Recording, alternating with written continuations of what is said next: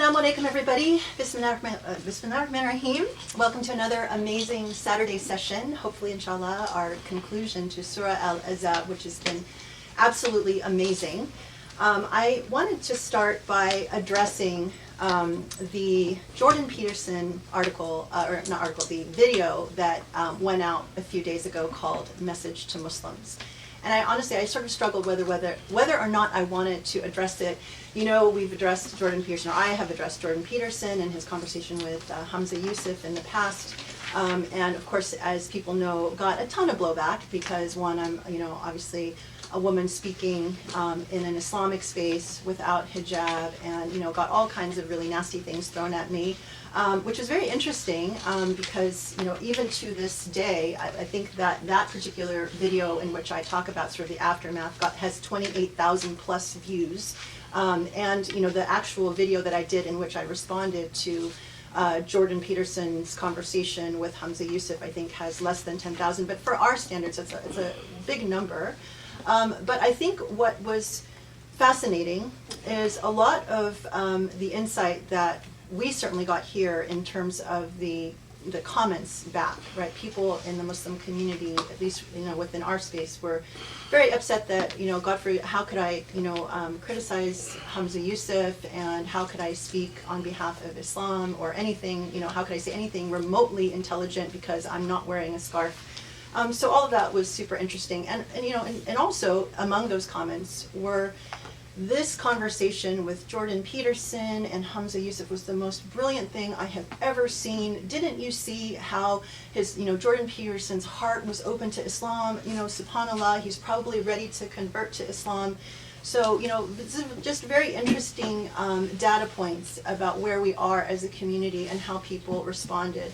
And I understand people really, I think, became enamored with Jordan Peterson because he spoke about traditional values. Some of his positions on LGBTQ and feminism seemed to align with a lot of the sort of mainstream ideas that Muslim men in particular had. And he developed a huge following. And so then he started to invite Muslims to speak to him about Islam on his podcast. And so, I think that then created a lot of buzz. A lot of Muslims became very excited. A lot of people followed him. So, it became a big deal.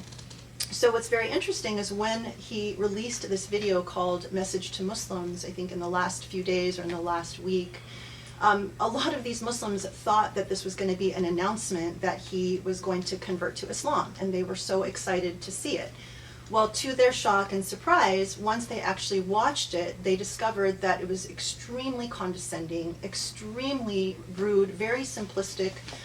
It was pretty much like a parent scolding a child, saying, "You Muslims need to learn how to stop fighting with one another and basically, live up to your principles. And now we have this thing called the Abraham Accords, which is a way that all people of the book can come together peacefully, and you need to stop fighting with your, you Sunnis and you Shi'is need to stop fighting with each other. You should have a pen pal. If you're a Sunni, you should have a Shi'i pen pal, and if you're a Shi'i, you should have a Sunni pen pal. And by the way, you should actually stop hating us Christians, and you should stop hating Jews." And it was extremely patronizing and, quite frankly, disgusting and racist. I mean, there's just a lot that you could say about this very short, it was less than 7 minutes. And but the sad thing was then to go and see what was the Muslim reaction. So I was expecting that there would be some videos posted of Muslims outraged, really upset about how he was speaking, that would actually show some teeth. And unfortunately, the videos that I found, and I was even looking up until an hour or two before the halakha tonight, the responses were really weak. They were very, what you would sort of expect. People, were like, well, he was trying to give us advice, and in Islam it's a very good thing to give advice, and he was probably trying, and he had good intentions. He was trying to tell us, that we should try to get along with each other, and he had some good points, but it was a little bit offensive, a little bit arrogant, and, he probably just doesn't really know enough about Islam. He just really doesn't understand. We respect him, we like him. It was really, for someone who when I watched like what he said, it made my blood boil, because I felt like, how dare you? This is so insulting, and it actually, revealed who Jordan Peterson is, which, and I'm going to show you a couple of videos today, but, a couple of things. So one, when he mentions the Abraham Accords, if you know what the Abraham Accords are, and you understand the broader geopolitical, picture of what's happening with the Saudis, the UAE, Egypt, Bahrain, Morocco, all the stuff happening with Israel and Palestine, and if you understand that whole backdrop, as soon as you hear Abrahamic Accords, you know, okay, this guy's on the payroll, he's been bought. And he is, pushing something that is extremely damaging and harmful for Muslims. So, but if you don't know what that is, then you don't know. You might think, oh, well, okay, it sounds like a nice sort of way for people of the book to get along, and maybe, he really just wants peace and all of that. So that's number one. Then number two, when he starts lecturing about, how the enemy is actually within, and that you have, it's like Luciferian, and he uses all this language that makes you sound like, oh, wow, he's a real, academic, and he's saying something really important. You can watch the video yourself if you can tolerate it, because it is actually quite horrible. But I think that what struck me the most is just the response was very apologetic. It reminded me of what happens when an abused victim is trying to speak to an abuser. You have zero confidence, you have zero ability to call it as it is, and if you're not educated about what's happening at a broader level, you don't have things that you can say back. And this, to me, is such an indication of where we are as Muslims. I mean, if we need to fight back, number one, we have to understand the broader facts of what's going on. We cannot present ourselves as weak, uneducated, stupid. It's like when you're saying things that reveal how little you know about the world that you live in, and when you continue to make excuses for your abuser, your colonizer, the people who actually would love nothing more than to see the Islamophobic agendas succeed. If you don't know any of that stuff, then you will be completely ineffective in returning the gaze and speaking back, speaking with confidence, and speaking in a way that actually is dignified. And so much of what we're trying to do here, at Usuli, when we're like talking about these issues, continually at the khutbahs, continually at the halakas, bringing it back to the Quran and what the Quran is telling us, how we need to be, in the world that we live in the context and the challenges that we confront. We need to be strong. We need to fight back. We need to stand our ground. We need to be confident. And I think a lot of what's missing, unfortunately, with Muslims is that confidence in our faith and knowledge and grounding in what's happening in the world. So what I wanted to share, I wanted to share two videos. These are my guest speakers for today. One is actually Jordan Peterson. I don't want to show that particular video, the message to Muslims. People have probably already seen it. If you haven't seen it, you should see it, because you should see what he is saying. But this is the result of just a little bit of research. If you actually took the time to see who is Jordan Peterson, what does he say? He is very open about his agenda. And the idea, once you watch this video that I show you, the idea that he could possibly even consider converting is like ridiculous. But it wouldn't take very much to do a little bit of digging, a little bit of research, so you don't then create a video, put yourself out there, and make yourself, a really poor representative of Muslims, because you lack the sophistication, you lack the confidence, and you lack the power to call truth and, call a racist, and speak for, we should be on the front line of social justice. We have to be more effective as speakers, and we have to do, the harder work. We have to do better due diligence, better research, and be better prepared. So let me first show you Jordan Peterson speaking on behalf of himself. And just so you know, he, as background, when he released this video, it was understood that he just joined an organization called Daily Wire. And so he's talking about now why he joined the Daily Wire. He mentions a man named Ben Shapiro. which, you know, if you're doing research, you should know Ben Shapiro was a Breitbart journalist. Breitbart is the organization that was, that fueled Trump's rise with Steve, oh gosh, what's his last name? Steve Bannon. Steve Bannon, thank you. The really right-wing, racist, disgusting person. That's Breitbart, okay? So now he and Ben Shapiro have started on this venture. So let me show you what he says. I recently joined forces with the Daily Wire in a new venture they call Daily Wire Plus.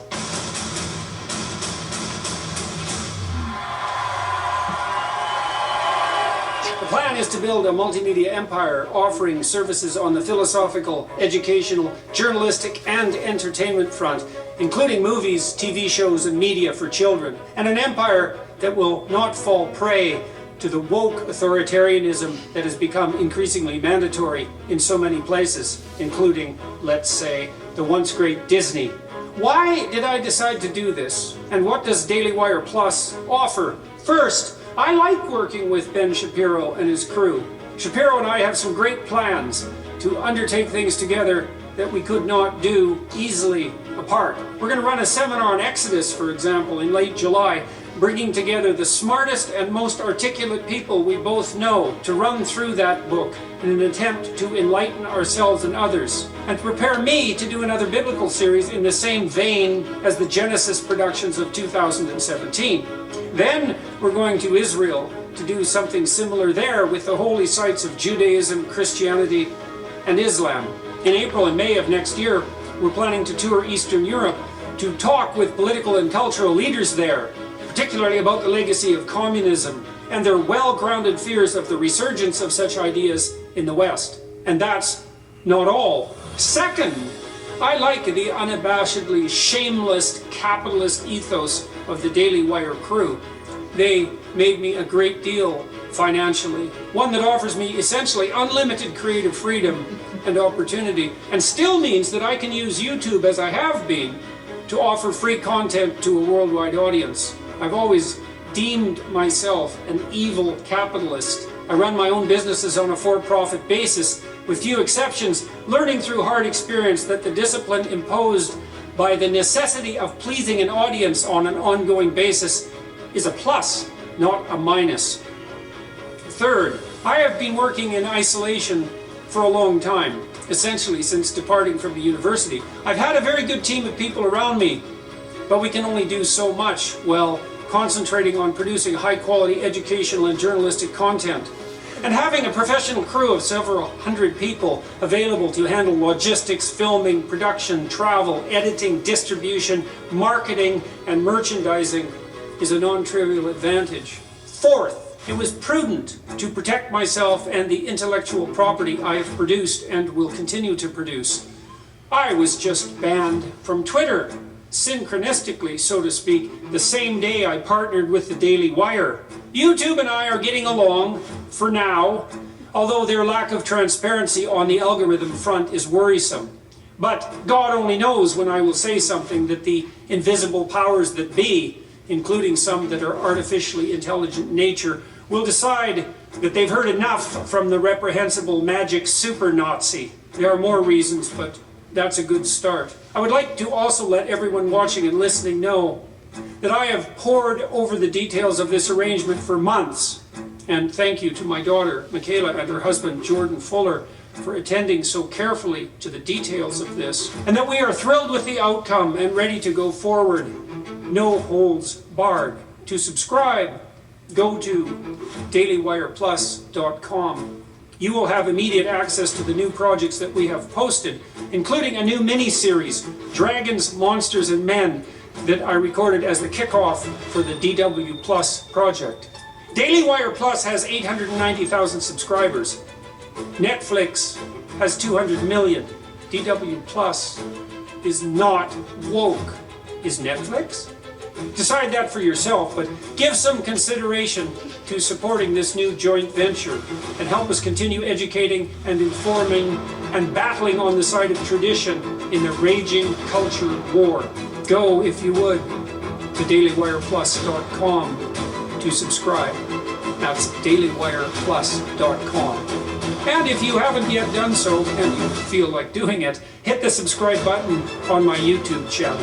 Thanks very much, all of you. Okay, so obviously he does not mince words when it comes to what his agenda is. And this has obviously been months in the making, as he so readily states. So when you understand that, and you think about what he's been doing in having conversations with Muslims, and you think about Muslims getting so excited because they think he could potentially convert, come on, that's ridiculous, okay? So it's embarrassing when you see that, and this has been out as long as his message to Muslims video has been out.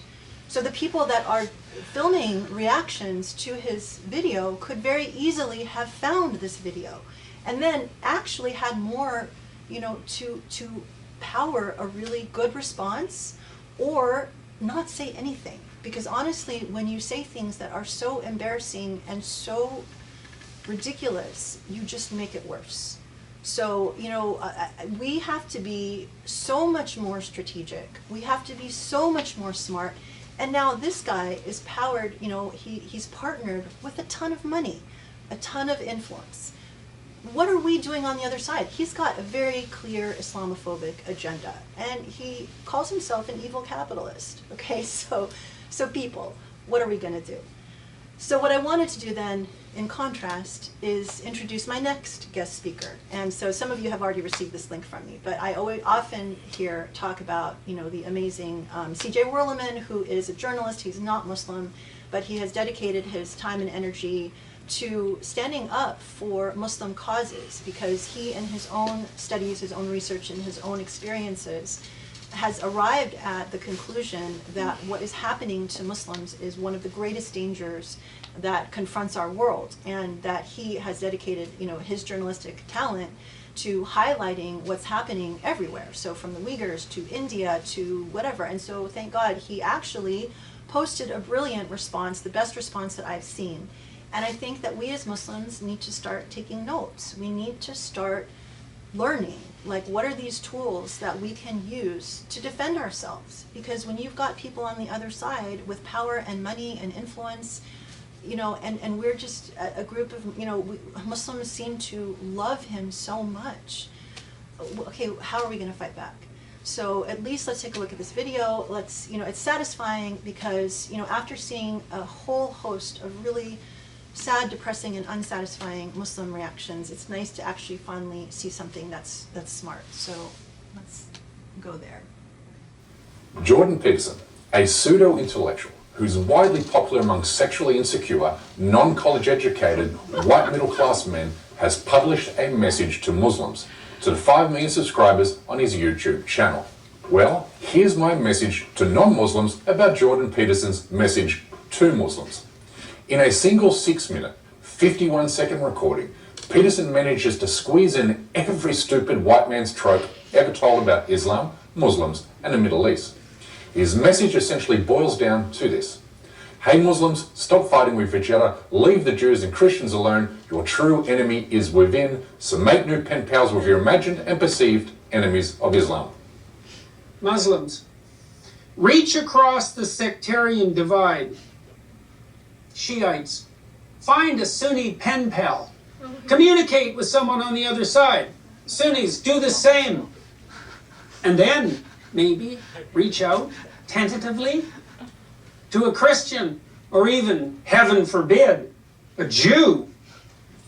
Because perhaps it is time for those who purport to be followers of God to act like it. You see, Peterson wants you to believe that Muslims are backwards and barbaric, while white dudes just like him are educated, enlightened, and civilized. It's the great lie told by all colonial powers to justify the pacification and subjugation of those who stand in the way of our capitalist exploits and imperial projects. He wants you to believe European colonial powers never destroyed civic, social, and political life in the Muslim-majority countries they once occupied. He also wants you to pretend that violence in Muslim-majority countries is the product of ancient rivalries and not the legacy of colonial divide and rule strategies. So when he calls on Muslims to reach across the sectarian divide, it suggests he's never read a single book on the history of the Middle East, like ever. You gotta wonder then, how does he get to prance around the world as an intellectual without ever knowing the works of the great post-colonial writers such as Edward Said, Frantz Fanon, and Albert Memmi? But if somehow he accidentally trips on the sidewalk and falls face first into a fucking library, he will learn that sectarianism in the Muslim world was harnessed and fueled by European colonial powers who sought to plunder Muslim lands by dividing and conquering indigenous Muslim populations. Divide and rule is how France conquered Syria in elevating the Shia Alawite minority to rule over the Sunni majority. And Britain did this in Iraq by privileging the Sunni minority to rule over the country's Shia majority. It's how we ended up with dictators Saddam Hussein and Bashar al-Assad. This is basic first-year undergraduate post-colonial stuff, but Peterson doesn't get it, even though he holds a PhD. So tell me, Jordan, how does a Sunni in Iran or a Shiite in Saudi Arabia reach across to their sectarian counterparts when doing so will get them arrested for plotting a seditious conspiracy against their respective sectarian regimes? I mean, it's a little difficult for Sunnis to make friends with Shiites in Syria, given the Assad regime has spent the past decade ethnically cleansing Sunni Muslims and replacing them with Shia migrants from Iran and Lebanon to help keep the dictator in power. And tell me, Jordan, how do Muslims in Gaza reach out to the Jews in Israel, when 2 million Palestinians are permanently caged in the world's largest open-air concentration camp by the apartheid Israeli regime, which so happens to be supported by the government of your country, Canada? But Peterson knows all this. He might not be the brightest bulb in the tanning bed, but he's not a total imbecile, so it's pretty obvious he's carrying the water for covert political aims. For whom? Well, let's start with the fact that somehow Peterson has attracted a significant Muslim audience, and he says so here. I have been informed by many sources and also observed online, not least because of my discussions with a variety of Muslim thinkers, supporters, and critics, that I have developed an audience in the Muslim world. But here comes the tell. He pivots to praising the Abraham Accords, or what former President Trump called his deal of the century. Extraordinary Abraham Accords, which have laid out the possibility for peace between all the people of the book in an unprecedented manner. This suggests the Israel lobby has got to him, the same way it often gets to those with significant Muslim audiences, like it did when it co-opted Sheikh Yusuf Hamza and when it infiltrated the Council on American Islamic Relations to spy on American Muslims. This is what Israel does. And now we have Peterson parroting pro-Israel talking points on the Abraham Accords, which he praises for advancing peace. But this is total nonsense. Life has spiraled downwards for Palestinians since Arab governments betrayed them in signing the Abraham Accords 2 years ago.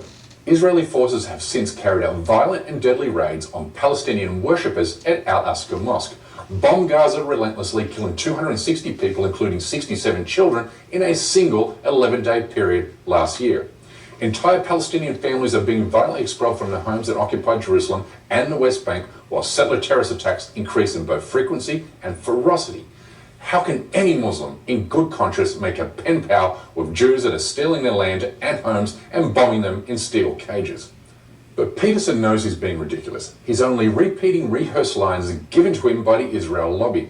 And if somehow my radar is off and he's not advancing the interests of Israel for personal gain, well, then he's even dumber than we thought.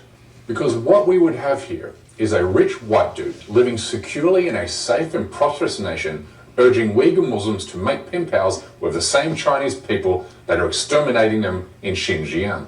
It would also be encouraging Rohingya Muslims in Myanmar to make friends with the same Buddhist militias that murdered and raped more than 50,000 of their friends and family members. Yeah, and good luck getting Muslims in India and Kashmir to write sweet letters to the same Hindu nationalist forces that have pushed them to the brink of genocide. If he's not a paid agent of Israel, then he's just a total moron, which would explain why he dresses up his lies and ignorance with pseudo-intellectual gobbledygook to make you believe he actually knows what he's talking about. That it is not the individual carriers of the woke, politically correct, degenerate neo-Marxist ideas that should be regarded as the enemy either. You see, Peterson's special gift is impersonating what a stupid person thinks a smart person sounds like. But ultimately he knows nothing about Islam, Muslims, and the Middle East. And he made this perfectly clear in his message to Muslims. I hope non-Muslims are listening. Anyway, that's a wrap for today. But while you're here, please support this endeavour and my journalism by becoming a member of this show at patreon.com/CJ So, I mean, as I always say, you know, we really need to get behind someone like CJ Werleman. I think I wish Muslims would have this type of response. And in order to have this type of a response, you have to be educated on what's happening in the world, you know, everything in terms of the geopolitical stuff. But at the same time, you need to have an education into like what we're providing here, which I think is a really strong foundation in what the Quran is saying. And as I've said many times before, you know, if people are not familiar with what we do here, this is not the run-of-the-mill tafsir that you think you can get in any other space. It's completely different. And it engenders an amount of confidence and, you know, real conviction that we actually have a reason to feel dignified and that we need to defend that dignity with a lot of smartness, a lot of, you know, commitment to justice and fearlessness. I mean, we just need to go against the tide and call things out for what they are. There's a lot of work. I mean, there's a huge gap between the reaction videos out there and what CJ Werleman just, you know, did. And that's the challenge before us as Muslims. So I hope that, you know, clearly we live in a really Islamophobic time. There are a lot of people with a lot of power and a lot of money, Muslim leaders, right, Muslim countries, that are all a part of this game. So, you know, as the Quran tells us, as we've been learning in these halakas, that, you know, if we have conviction, we have, you know, we make the change, we have the power of God on our side. Even if we're small in numbers, things can change. So that has to carry us forward. And I hope that, you know, examples like this just fire you up, because when I see stuff like this, it makes me mad. It makes me want to fight back. And that's what we have to do if we're going to make a change.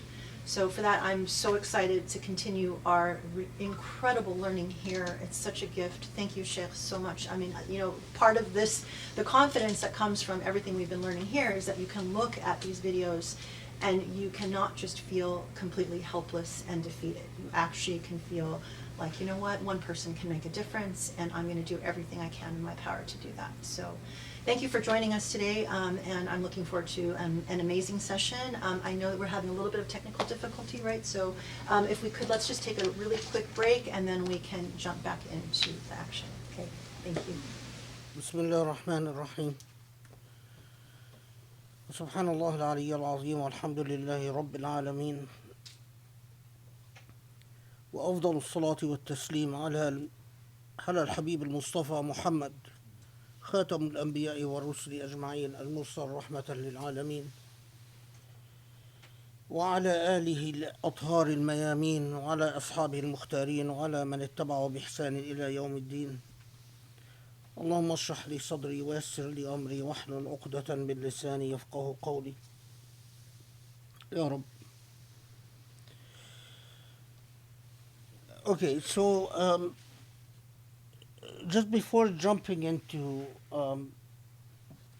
continuing on with Surah Al-Ahzab, I want to make a couple of points. Regarding this whole thing that Grace was talking about, Peterson and his message to Muslims.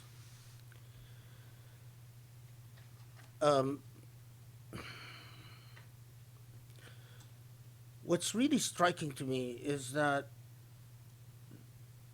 there is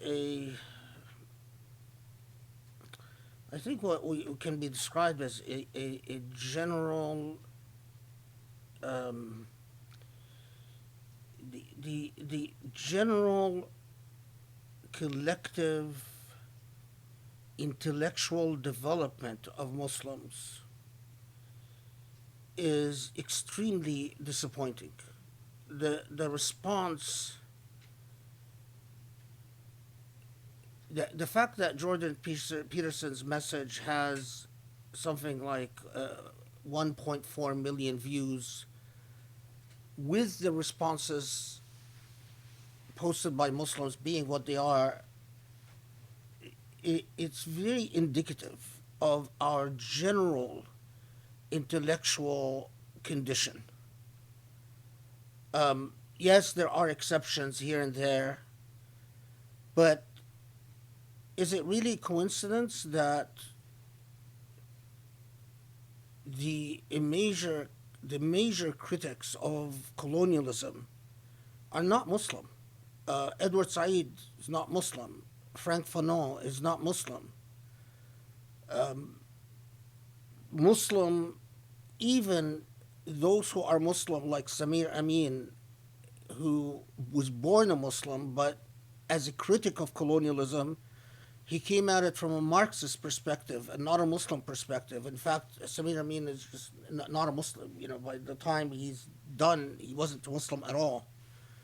It had nothing to do with Islam. The other thing is that people don't realize that there is nothing new here. This is all so boringly repetitive. Boringly repetitive and entirely predictable. And if people had an education, they would realize how repetitive.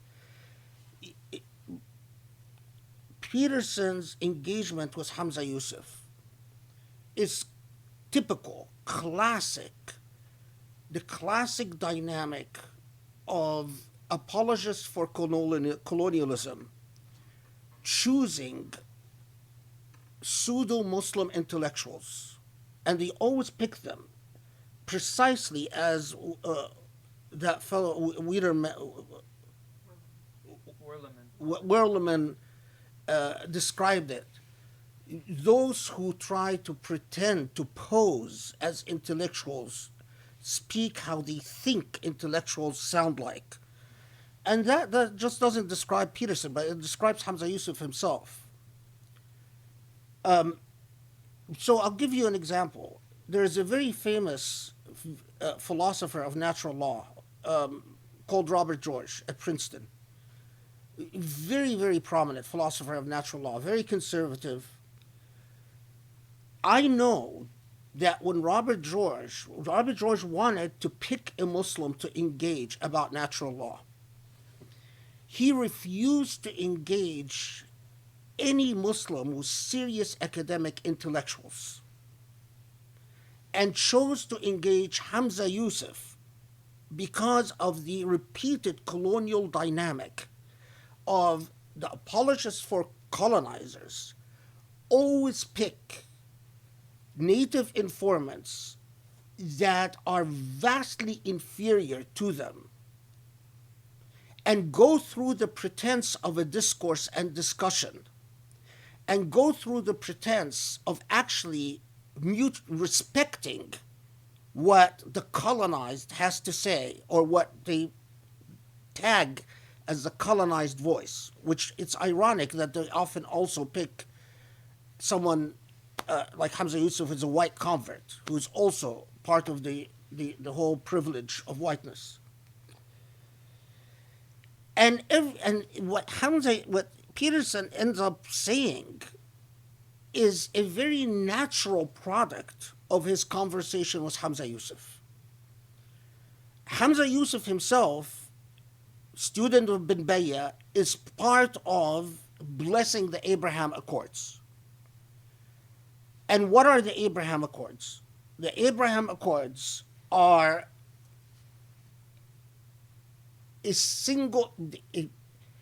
Muslim, Christians, and Jews coming together to get along. That sounds wonderful. However, it is Muslims who have to learn to get along with one another. It is Muslims who have to learn to get along with Christians. It is Muslims who have to learn to get along with Jews. Does the Abraham Accords impose any reciprocal duties? So, for instance, does it demand that Israel work on its racism? Absolutely not. Nothing in the Abraham Accords even acknowledged the widespread racism that exists in Israeli academic curriculum against Arabs and against Muslims. Does the Abraham Accords counsel any pushback on Islamophobia in the West or in Israel. Absolutely not. All of that is protected by freedom of speech. It is Muslims who have to learn how to modify their speech and even modify their school curriculums vis-a-vis Christians and Jews. Does the Abraham Accords include acknowledging the legacy of colonialism, settler colonialism? Absolutely not. Does the Abraham Accords include any responsibility for the United States or the rest of the West for the amount of violence heaped upon Iraq or Afghanistan? Absolutely not. Does it even include any discourse on reparations for Afghanistan or Iraq? Absolutely not. Does the Abraham Accords include anything about Muslim rights in Jerusalem? Absolutely not. Does the Abraham Accords include anything about the stealing of Palestinian lands and the disposition of Palestinians and the right of return of 5 million Palestinians who are refugees? Absolutely not. So when you have Peterson engaging a Muslim who is oblivious to Muslim suffering, a Muslim who is publicly bought by a government like the Emirati government, him and his teacher, and then Petersons go through these motions by throwing you idiotic lip service. Basically, he knows that he can get Muslims to start cheering for him by saying some stuff about homosexuals and about, a few things about conservative values and a few things about Satan and the influence of Satan. But does Peterson acknowledge how satanic it is what colonialism has done to native cultures across the globe? No, Satan is not involved in that. Does Peterson acknowledge that the racism in France vis-a-vis Arabs and Turks is satanic? Absolutely not. That's not satanic at all. Does Peterson acknowledge that Islamophobia and what Daniel Pipes has done and Robert Spencer and continue to do is satanic? Absolutely not. So Peterson is happy to talk to Muslims about avoiding Satan, but Satan seems to only be interested to tell Muslims, be nice to Jews and Christians and roll over when Jews and Christians want to deny you your rights. I gave a khutbah yesterday. Muslims, if they were even mildly educated in their own history and the history of colonialism, they would be far more intelligent and far more dignified than they are. But sadly, Muslim parents tell their children, go study sciences, go study biology, go study mathematics, go study computer sciences, and they leave them stupid intellectually. They're morons beyond that. Empty. And that's how you end up with the situation we end up with. So the khutbah I gave yesterday, I talked about the history of Native Americans and how I was talking about Biden's visit and how Biden's, when he stood next to Mahmoud Abbas and talked about the Palestinian peace with Israel and Palestinian rights, and basically he said what everyone was expecting him to say, that, we believe in two-state solution, we're working for peace, Palestinians, basically Palestinians, just be patient as you're being butchered and colonized.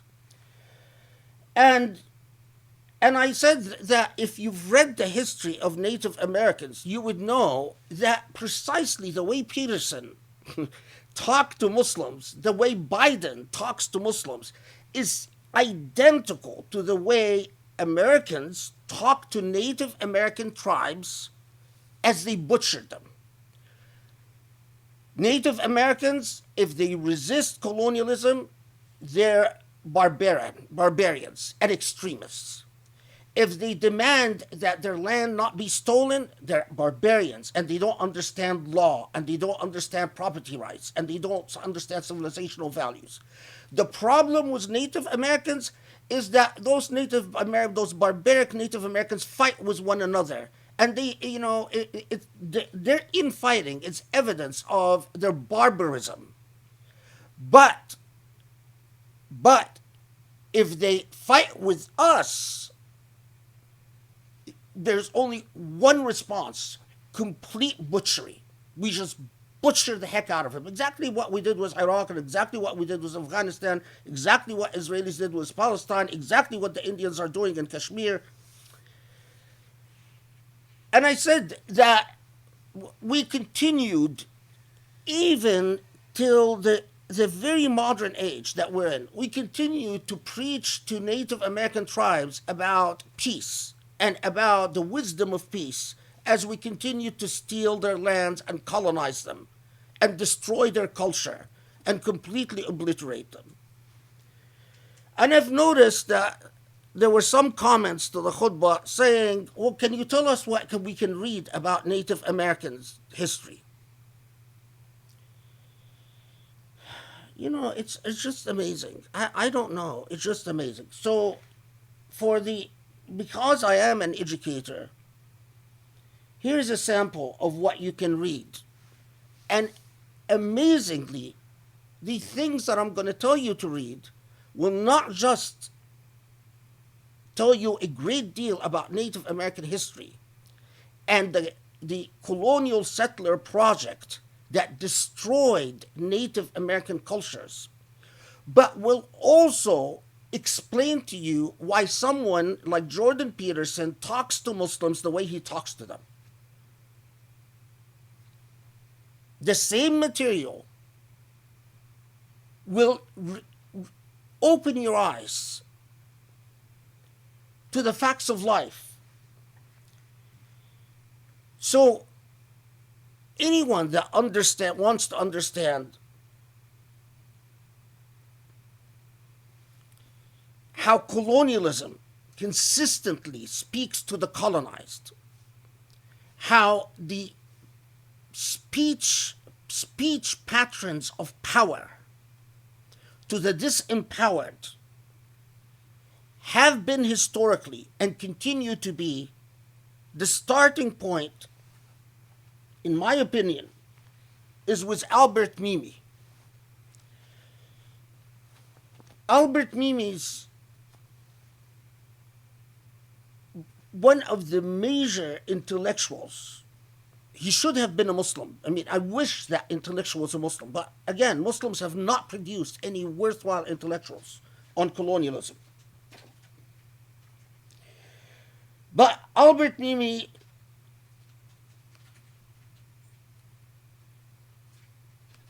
he has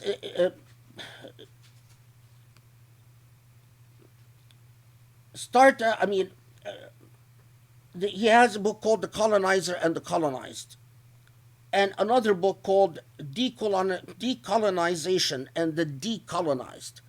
Both books are critical starting points for those who want to understand, at least even the modern world in which we live in.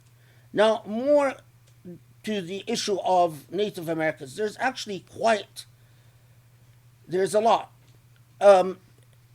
There's a book called An Indigenous People's History of the United States by Roxanne Dunbar Ortez. What you learn from that book is that history depends on the point of view that it's told from.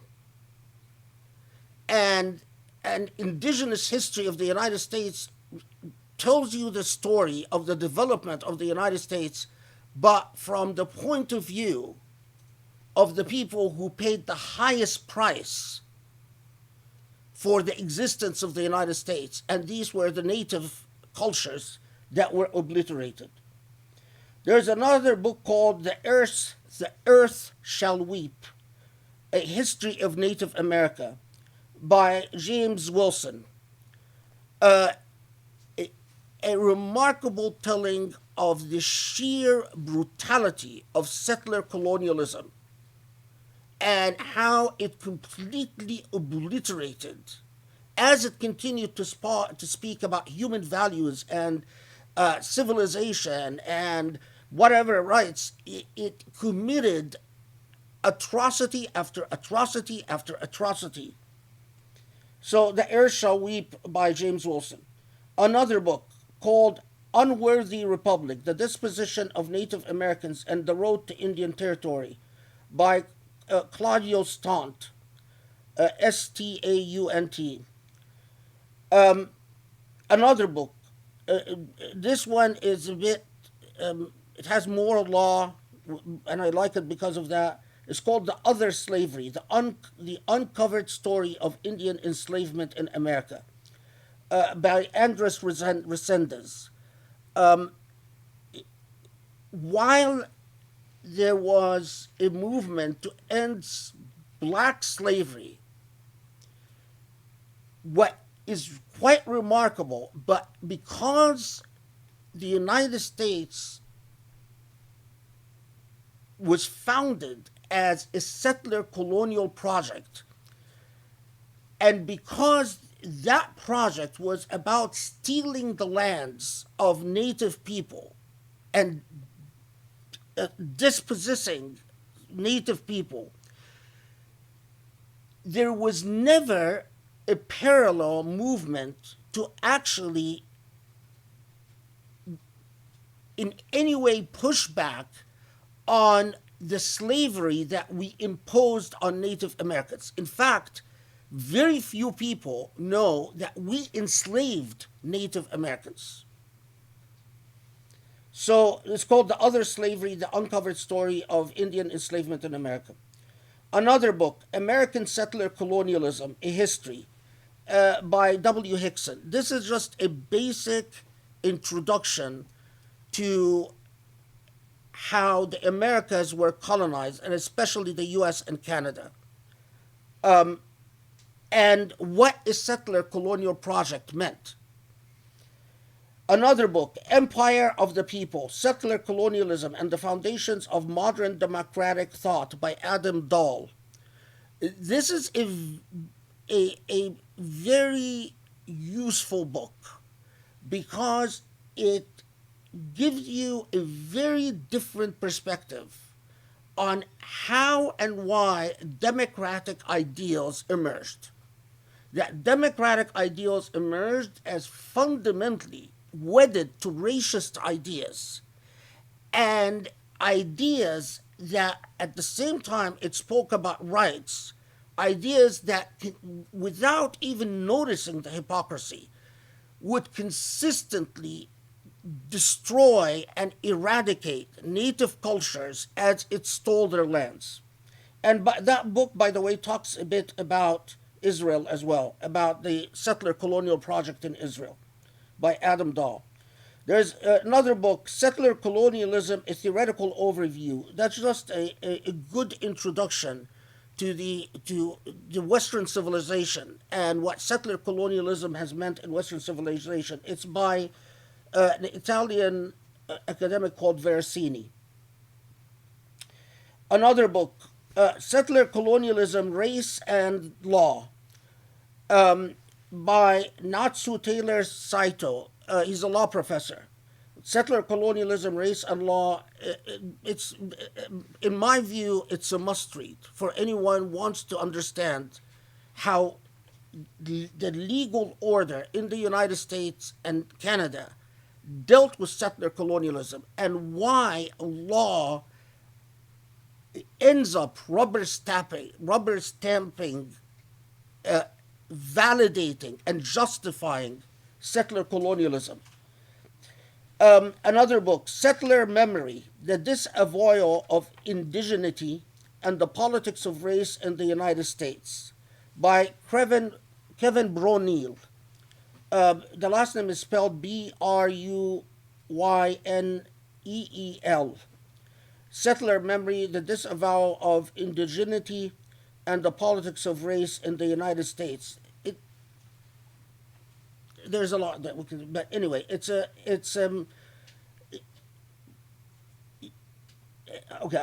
Anyway. Finally, I'll recommend Making and Breaking. There's a book called Making and Breaking Settler Peace: 5 Centuries of Colonization in North America by Adam Barker. This book is what I was talking about in the khutbah when I said that it is a pattern where we talk about peace as we colonize the lands of indigenous people. So we always say, let's make peace. And we've done that with the Native Americans throughout. And at the same time, we break every peace agreement and steal more lands. And then we steal more lands and say, let's make peace. And this is a pattern, not just with Native Americans in the US and Canada, but this is a pattern with settler colonialism everywhere. So when Israelis and Americans keep talking about peace as they steal Palestinian lands, it's not anything new. When Peterson shows up and tells you, Abraham Accords Muslims, as they continue stealing lands, and as they invade Iraq and destroy Afghanistan, and deal with the Muslim world as if the Muslim world is basically a blank space for colonialism, domination, and so on. That's nothing new. The problem with Muslims is the lack of education. If they read a book, if someone like Hamza Yusuf, instead of pretending to be an intellectual, actually bothered to read a book, we wouldn't be in the mess we're in. So it is extremely aggravating, because when you see how ignorant Muslims are, you just say, what do you do? Okay. Let's go back to Surah Al-Ahzab. Does anyone know which verse we stopped at?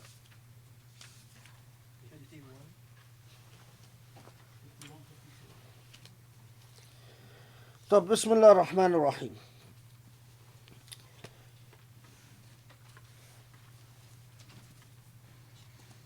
You recall that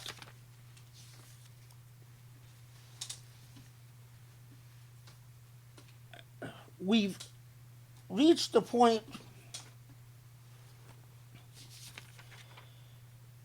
I don't want to repeat too much, but okay.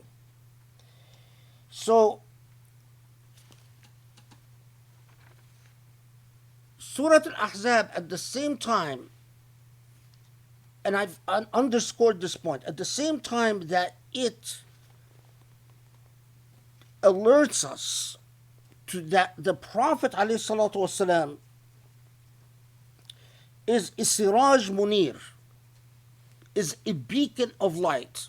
Now, a beacon of light, meaning performing the role of a central moral guide.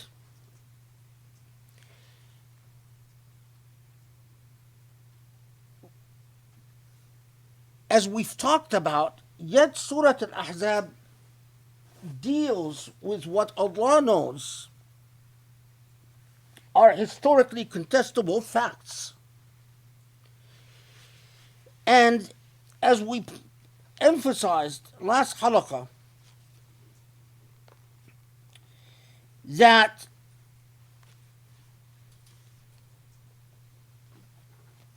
among and I've, at the risk of overkill, or maybe like emphasizing it too much, that among the issues is this whole point of, did Surah Al-Ahzab come and limit the number of marriages that the Prophet ﷺ can engage in?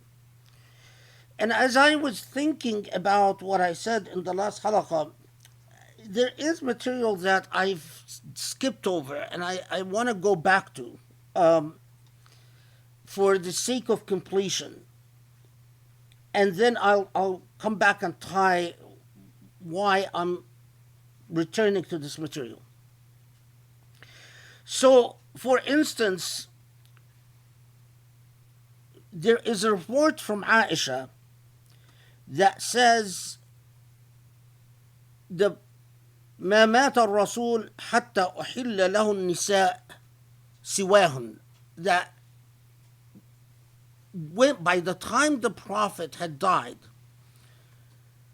he was not limited to the number of wives that he had married. That in fact there was no limit.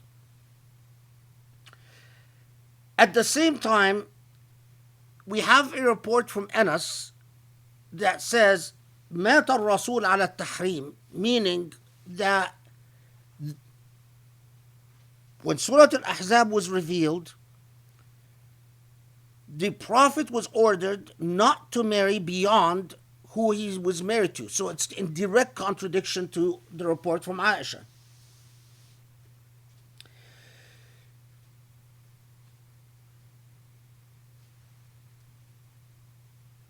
There are,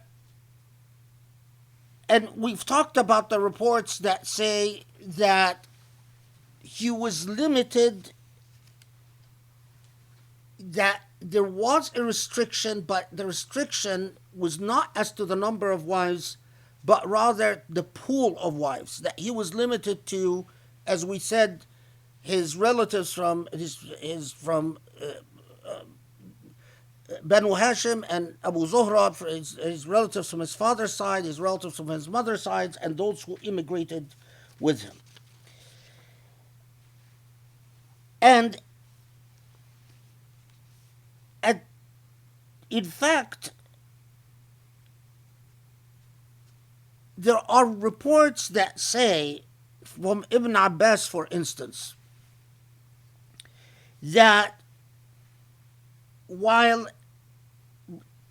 we have this view that, the Prophet was told that he can marry, but he is only limited to, but that is directly contradicted by a report from Ibn Abbas that the Prophet ﷺ, when Surah Al-Ahzab was revealed, he was planning to marry a woman called Asma bint Amis. Asma bint Amis was married to Ja'far ibn Abi Talib, so an actual relative from his paternal side. But that upon the revelation of Surah Al-Ahzab, he had to break his engagement, that Ja'far ibn Abi Talib died, and Asma bint Amis was left without a husband, and the Prophet ﷺ was engaged to marry her. But then when Surah Al-Ahzab was revealed, according to the Ibn Abbas report, that then he had to break the engagement because, according to the Ibn Abbas report, that then he couldn't go ahead with the marriage because he was limited. So, on something that would appear quite intimate to the life of the Prophet, like there's even a report, for instance, that he was married to a woman called Aliyah bint Zubiyan, and that he divorced her and she remarried someone else. And although you get numerous reports that tell you he was never married to a woman called Aliyah bint Zubiyan. Now, how do we get a historical picture like that? How do we get into a situation where we are not sure There are contested reports about who he was married to, if he was married to someone and divorced that person. There are contested reports as to whether he was limited to the 9 wives that he was married to. There are contested reports as to whether the limit was that he is allowed to marry more than 9, but they have to be from a certain pool, as we've discussed, or whether no, that was a strict limit, no more than 9, or whether there was no restriction whatsoever. There are contested reports as to whether he in fact was engaged to someone and broke the engagement because of the revelation of Surah Al-Ahzab. We have, and so on and so forth. And it is the picture is far more chaotic than a lot of modern Muslims realize. Historically, the way that you end up with this is because whenever you have a historical issue in which various narrators of history have competing vested interests, and we've talked about the fact that for a variety of reasons, people wanted to claim that the Prophet was married to someone in their tribe. At the same time, their competitors wanted to claim that the Prophet divorced a member of your tribe because that would reflect badly on the tribe. And all of this, at the heart of this, was the contestation about the role that the wives, like Aisha, played in the political arena after the death of the Prophet, and especially the role of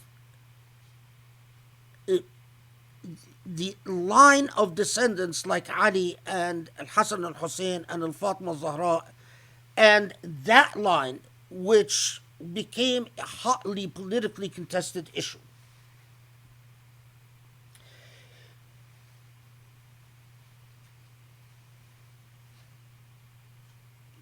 The fact of the matter is that when there are issues in history that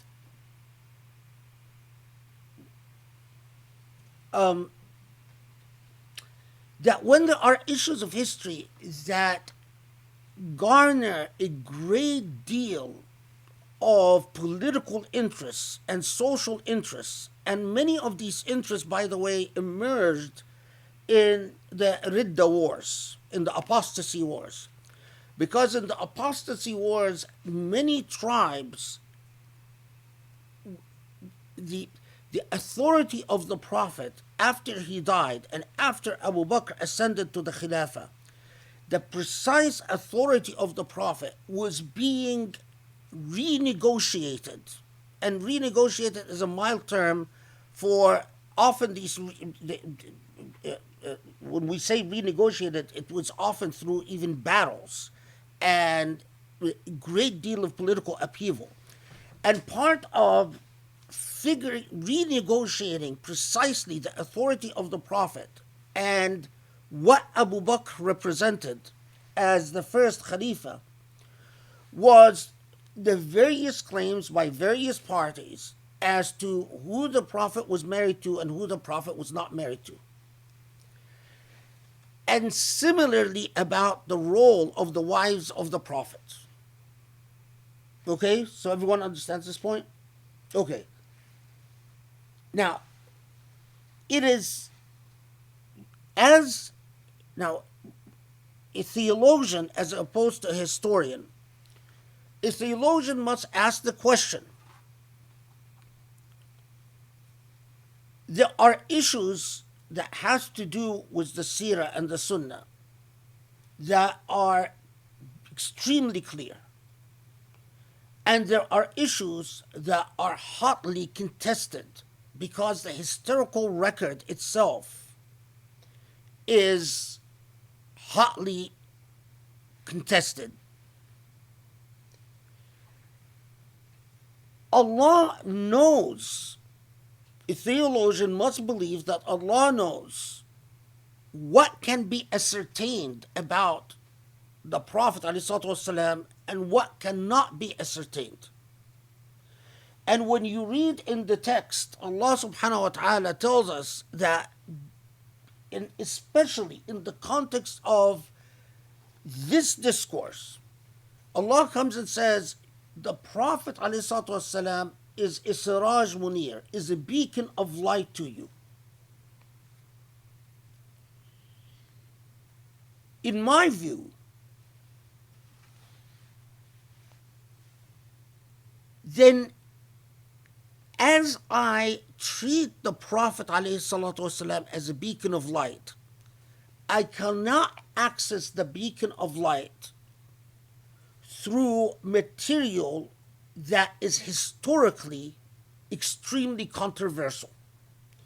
So, put it differently, the Prophet, understanding the beacon of light, the Siraj Munir, cannot be attained through delving into the marriages and the relations of the Prophet ﷺ to his wives.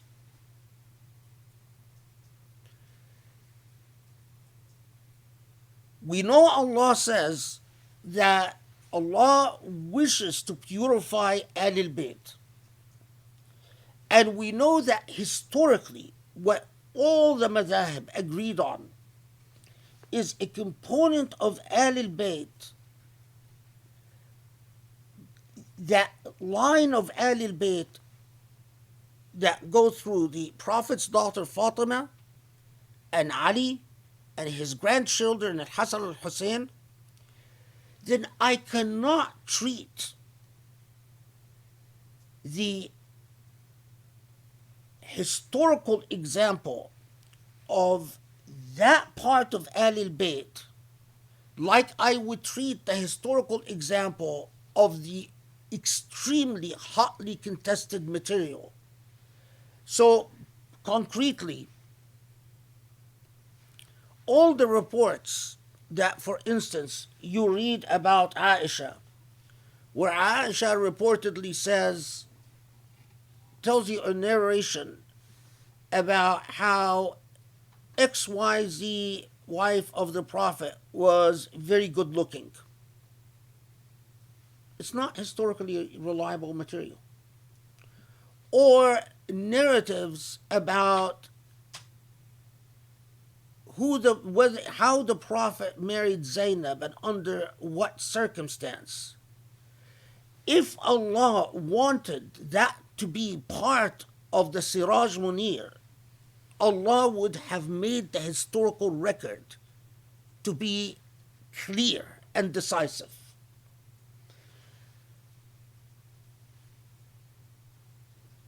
And developing, and that is in the past, I've said that those who want to understand the example of the immoral example of the Prophet ﷺ, you find it in material that was narrated nearly as non-events. The way he dealt with orphans, for instance, the way he dealt with his neighbors, the way he dealt with provisions or lack of provisions in his home, the financial issues. These issues that were often reported sort of as a matter of fact without much historical contestation. Okay, so I've emphasized this last halaqah, but any other reports I want to tell you about? No, okay. Let's move on. Okay, so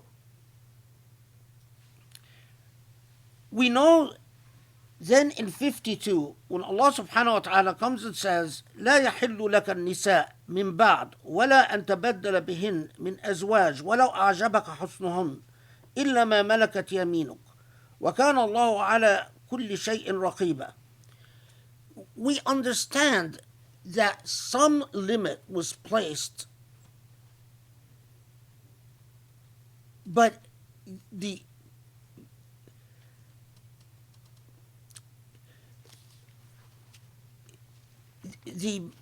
how do I put it?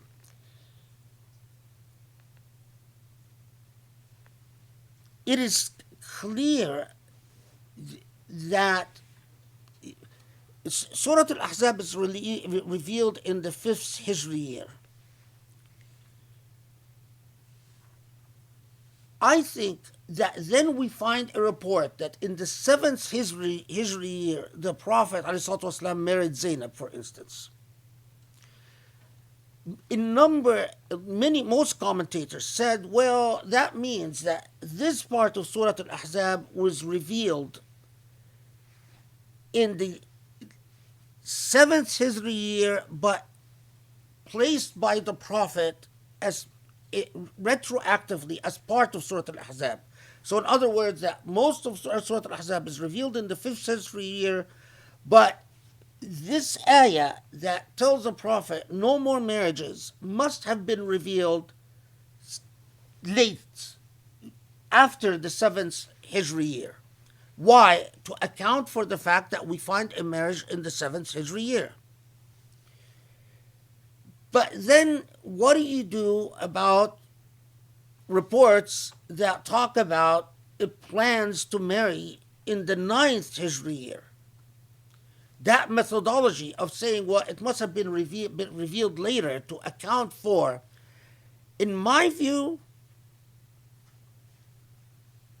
I don't understand this to mean that this ayah must have been revealed in the 7th Hijri year. But in my view, I have very strong questions and very strong suspicions that the marriages that we are told took place in the 7th Hijri year might have actually never taken place. And if you know enough about the Sirah, you know how what I just said is quite revolutionary. So we are told that after the Battle of Khaybar and the defeat of the Jewish tribe, we are told the story about the marriage of the Prophet ﷺ to the daughter of one of the chieftains. I suspect the authenticity of this entire story.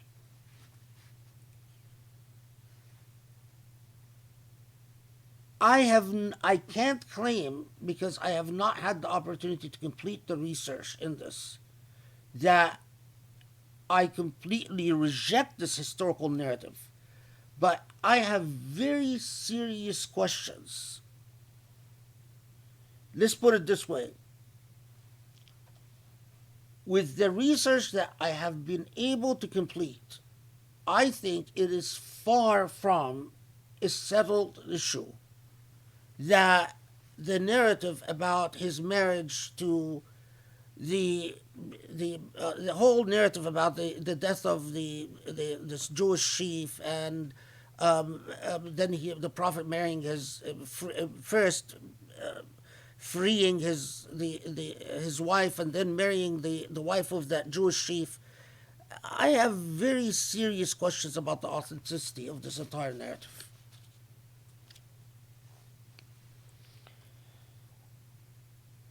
It needs a lot more work.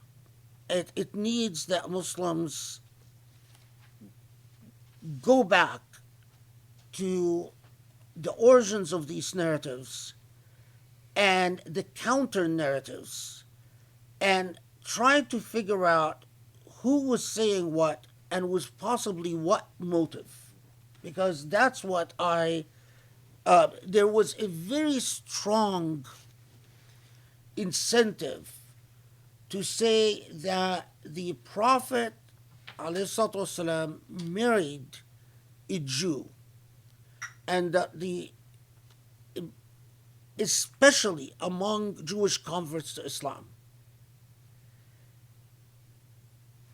it's a much bigger topic. But yeah, let's leave it at that because it just will take us. You could dedicate many hours to just going through the evidence. I think there needs to be. You see, everyone who's written about the wives of the Prophet, the copies from other secondary sources, they're in around. This is the beginning of the 20th century. The whole onslaught of Orientalism against the Prophet. And so a response by Muslim apologists at the time said, well, no, the Quran came and told the Prophet, you can't marry any more women. And at the time of the revelation, he was married to 9, and there were no other women, and it was these 9. And it was asserted as an apologetic response. And then every Muslim that has written about the subject of the wives of the Prophet basically copied from the initial writers responding to Orientalism at the beginning of the 20th century. No one has actually reinvestigated and considered the possibility that the marriages reported after the 5th Hijri year, the evidence for these marriages is very contested. Which would mean that possibly the Prophet didn't, by the time he died, he only had 5 wives or 7 wives and not 9.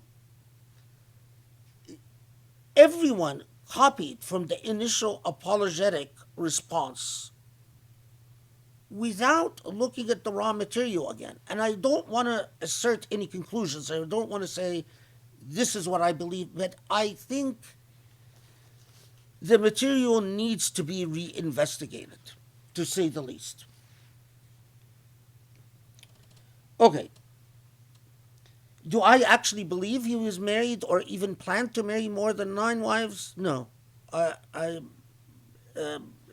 Because when you look at the various claims, you find everyone had an incentive to say, me too. So my suspicions is a lesser number, not a greater number. But Allahu Alam. And this may be if I get an opportunity to actually finish the research on something like this, and before I leave this world, it would be good. Anyway, if not, someone else can do it. Now, let's move on. So, 53. Then,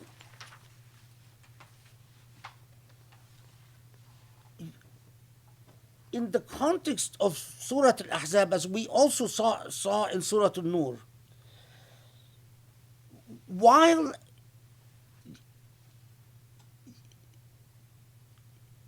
we just went through a major political public issue, the siege on Mecca, and yet Allah chooses this opportunity to come and say,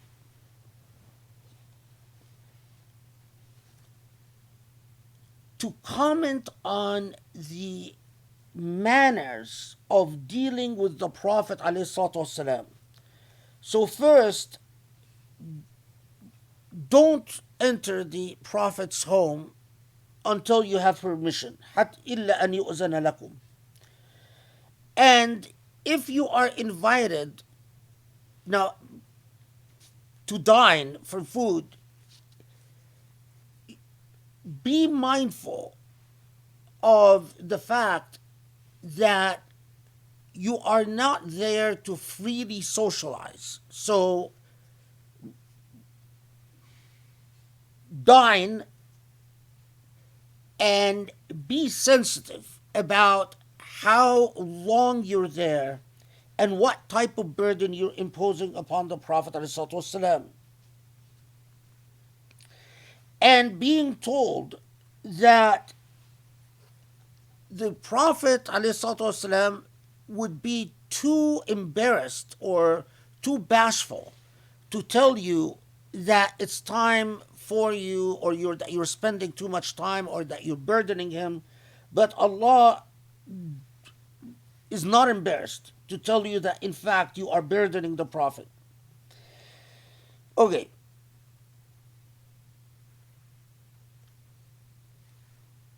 And of course, here's where we get what is known as Ayat al-Hijab, that وَإِذَا سَأَلْتُمُوهُنَّ مَتَاعًا فَاسْأَلُوهُنَّ مِنْ وَرَاءِ حِجَابٍ, that if you ask the wives of the Prophet for something, ask them from behind the hijab. And I'm going to comment on this separately.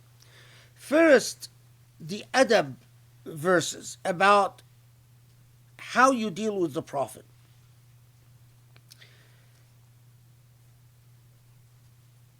What happens in the circumstances where you have a siege and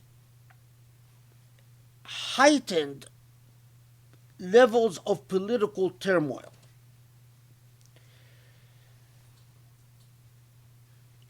More and more people would feel like we are all collectively under this undue level of pressure, and more people would take liberties. Now, typically, this ayah 53, we are told that this was revealed because of the Prophet's wedding. That the Prophet invited people, there was a meal in his wedding, and that people came to dine, and that they stayed too long, and that he went inside and then came out again and found that people are still sitting there conversing. In other words, that the wedding guests didn't want to leave.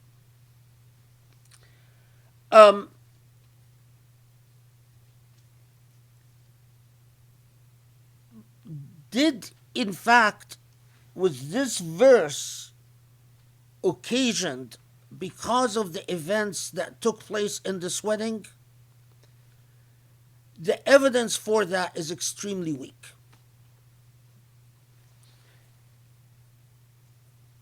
This verse was occasioned or addressed a general circumstance in which people are taking liberties with the Prophet ﷺ, demanding that since we are brothers in arms, since we've supported you, stood by you, that we are entitled to your time and to your attention. And there were increasing constant demands on the Prophet, but also another dynamic which is odd historically. A number of men, which is, odd for the modern mind, I guess,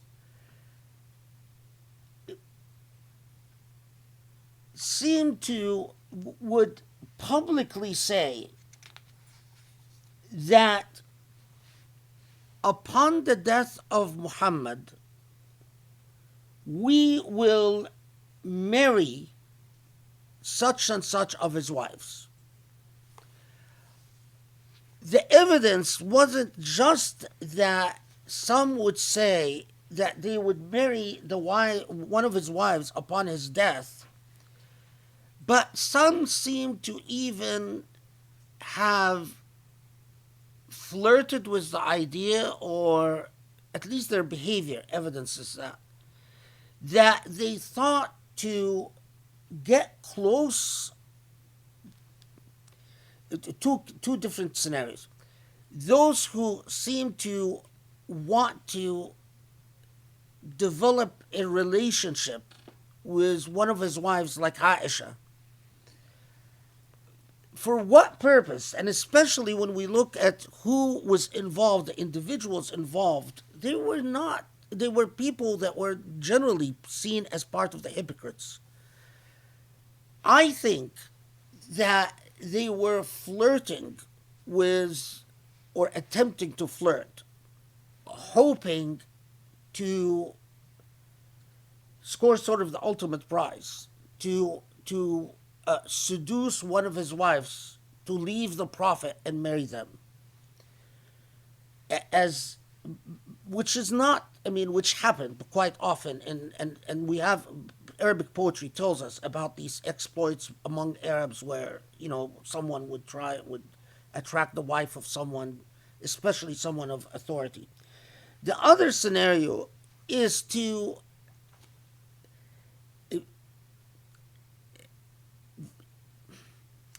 sort of create the appearance of intimacy with the Prophet ﷺ, not directly with the Prophet, but through his household. So these individuals that would constantly send their wives to chat with and socialize with the wives of the Prophet, and then try to obtain, through the access of their wives, access for themselves, or at least the claim that they were close to the household of the Prophet. Pause and think, what would be the reason for this type of behavior? Why would certain individuals, you have individuals that are genuinely close to the Prophet because of the quality of their moral character, like Abu Bakr, like Ali, like Omar. These are key players whose influence in society comes because of a genuine relationship to the Prophet ﷺ.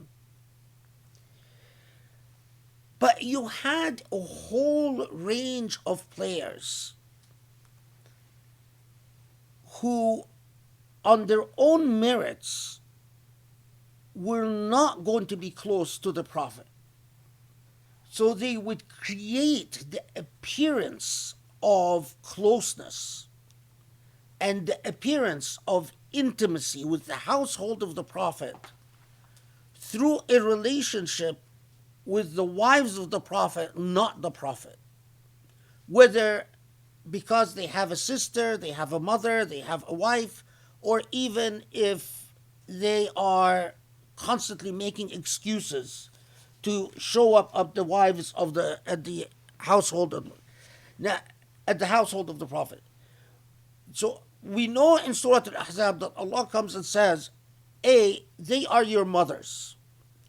And that even if the Prophet divorces one of them, it is no longer permissible for you, despite this report that I told you about, that that the Prophet ﷺ, this is Zuhri who reported this, that he divorced Salma bin Zubian, and then she remarried. And some reports tell us that this was before the revelation of Surah Al-Ahzab. Some even say that it was after the revelation of Surah Al-Ahzab, remarkably. But I don't think that he was even married to Salma bin Zubian or that he divorced her. I think this whole thing is a fabrication. The whole narrative is about Salma bin Zubian. Anyway, that they are your mothers, and that if the Prophet divorces any of them, you will not be able to marry them. If the Prophet dies, you will not be able to marry them. and limiting access to the wives of the Prophet. Because imagine if this was not have done as it is when the Prophet ﷺ died, people claimed all types of marriages and relations to the Prophet to be able to tap into the authority of the Prophet. So imagine if this was not have done, and if any person out there would have married a wife of the Prophet and been able then to, we would have had a whole tradition claiming that, well, you know, my wife, who used to be the wife of the Prophet, told me X, Y, and Z. But I've often also wondered in this point of adab. So, while the wives of the Prophet have a special status,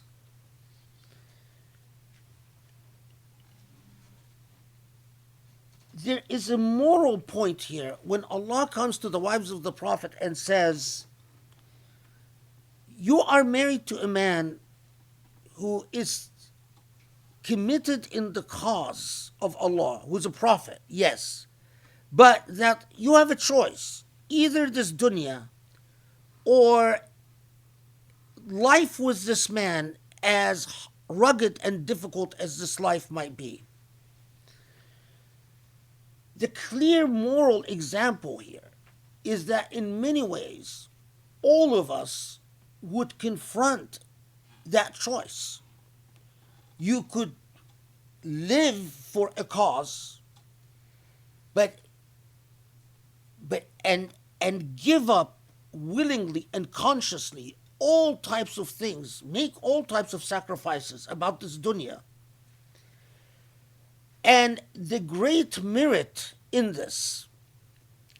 But the point, this other point, that even when you are under great stress and being tested to the limit,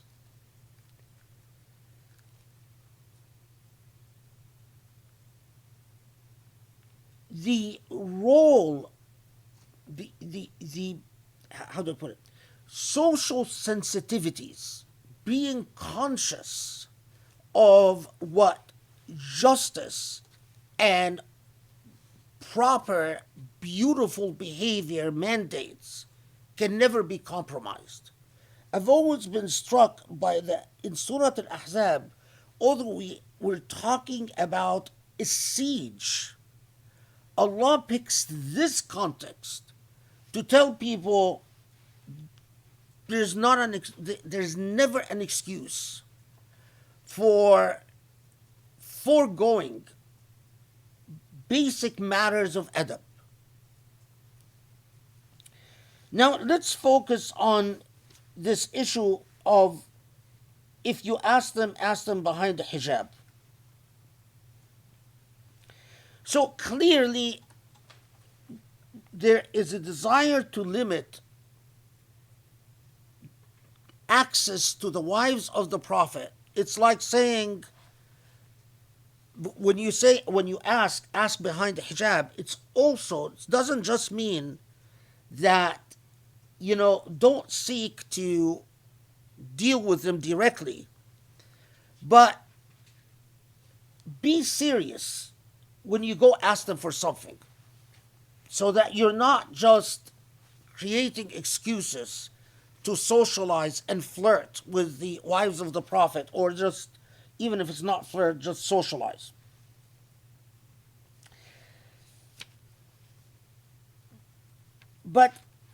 And this is the only context in which the word hijab occurs. So what we normally call hijab is actually this, and it's something that addresses the wives of the Prophet and talking to the wives of the Prophet. So وَإِذَا سَأَلْتُمُوهُنَّ مَتَاعًا فَاسْأَلُوهُنَّ مِنْ وَرَاءِ حِجَابٍ. So let's see how Muhammad as a judge says this. 53.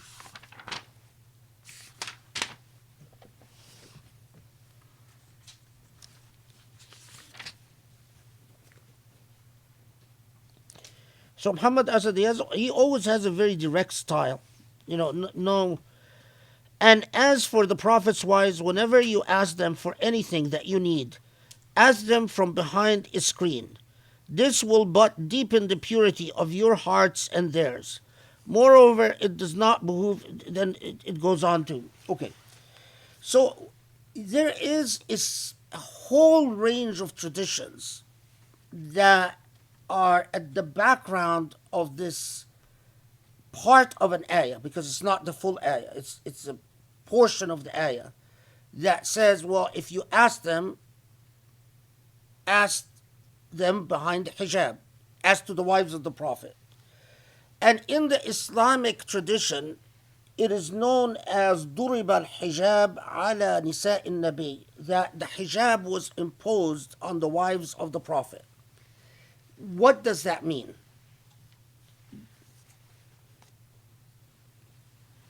Okay. So,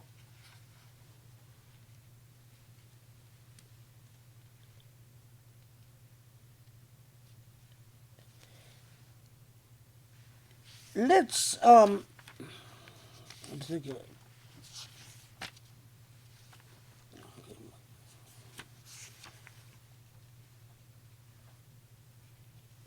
So we have there. This is where you have the prototype of Omar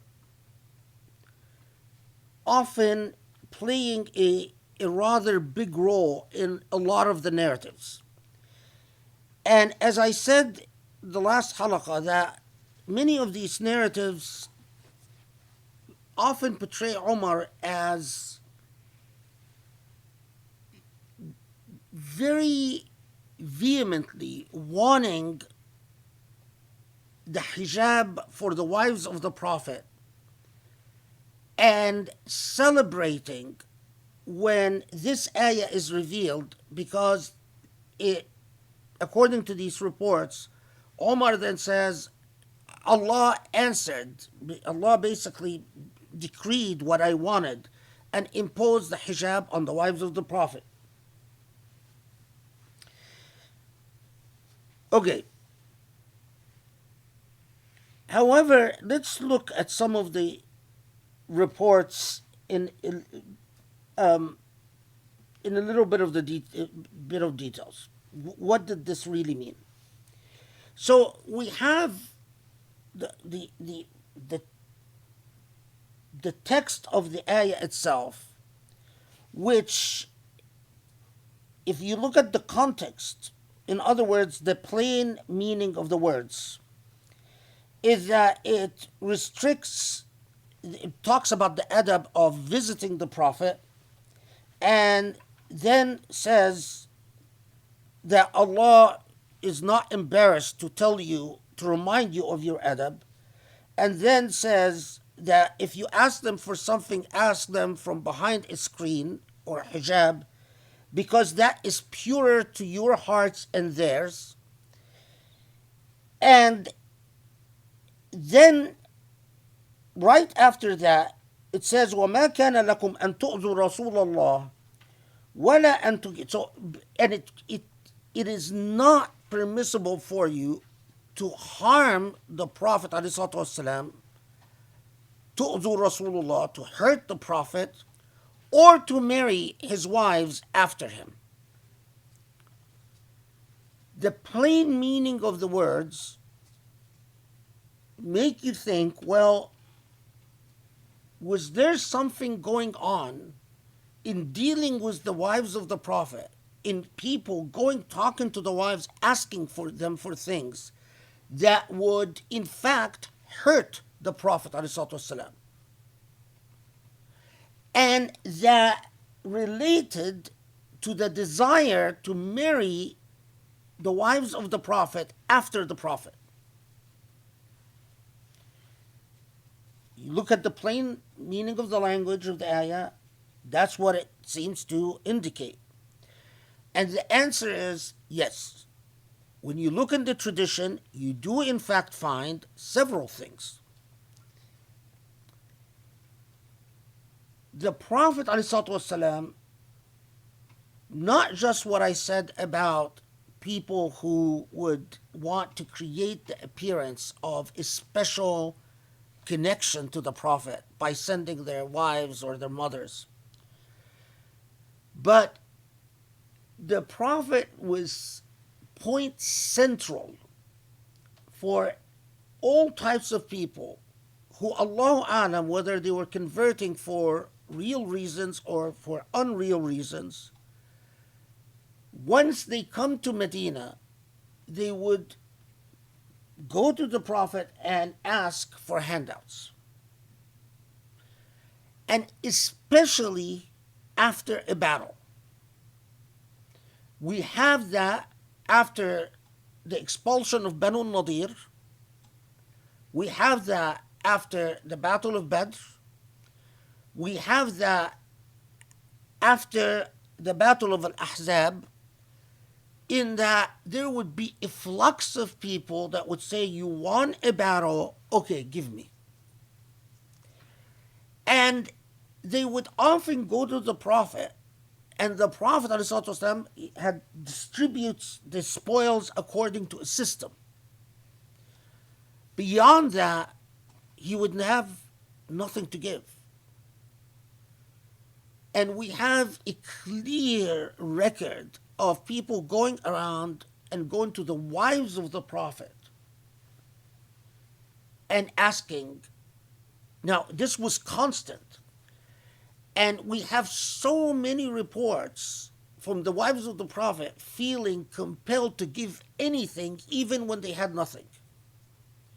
To the point that several times we have reports that say the Prophet would come home expecting to have something to eat and discover that there's nothing to eat because people had come asking for help, and the wives of the Prophet felt compelled to give whatever they had. So the tu'zu, the adiyah, the harm that the ayah is talking about, is an actual multi-layered harm in people feeling at liberty to, this is the center of everything. And, well, if I can't get to the Prophet because he has Abu Bakr and Umar and Ali surrounding him and sort of acting as a go-between, well, I can go access directly his household. Now, this on top of those that were bragging in poetry that we are going to marry one of his wives after he dies. And as mind-boggling as it sounds, some of them seem to be actually like making moves. And like setting up, I think that they were thinking about the leadership in Medina after the death of the Prophet. Because I noticed that most of those who did things like that were natives of Medina, not Muhajirun, not from Mecca. So it seems like they were imagining that, well, if I can marry one of his wives, I can have a claim to Za'ama, to leadership, after he, in Medina. And none of these figures, by the way, are like the illustrious figures you hear about, but they're figures that some of them die in battle eventually. Some of them apostated. One of them apostated after during the battles of apostasy. One guy, although he was from the Ansar, trying to remember his name now, ended up throwing his lot with Muawiyah against Ali which it seems like he had political aspirations, and when he uh, found the authority of Ali al-Bayt, Ali and that branch, that he's not going to make any headway. He threw his lot with Muawiyah.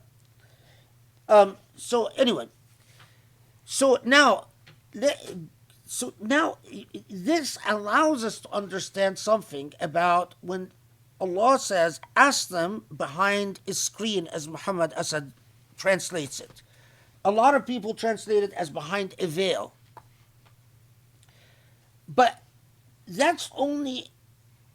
So, how then do we understand all these reports, for instance, that say that Umar ibn Khattab used to be quite bothered about the wives of the Prophet ﷺ, going out to prayer. They would always attend the prayer, all 5 prayers in the mosque, and go out for Jum'ah. And he was particularly bothered about them attending prayer in the dark and going home in the dark. And the reason these reports tell us that he was bothered about it is that there would be harassment of the wives of the Prophet, or attempts to talk to them, attempts to, who Allah alam what the motivations were, but that these reports typically tell us that Omar would, and even as I said last halaqah, that there's even this report that I doubt its authenticity, that he tries to scare one of the wives of the Prophet by jumping up and pretending to be a jinn in the darkness. He makes like scary noises and scares her to run home. So we have these reports. But then we also have reports that, for instance, Sauda, who was a big woman, and that Omar would always know, even if whatever she wore, he would know who Sauda was because of her size. And that he sees her going to the mosque for Isha, and as she's coming back, he yells at her, "Arafnaki ya Sauda," that although you're covered up, I can tell that you're Sauda. Versions of this report give us a very different picture. And it is not that the wives of the Prophet are going to prayer, but the picture we get is rather surprising. So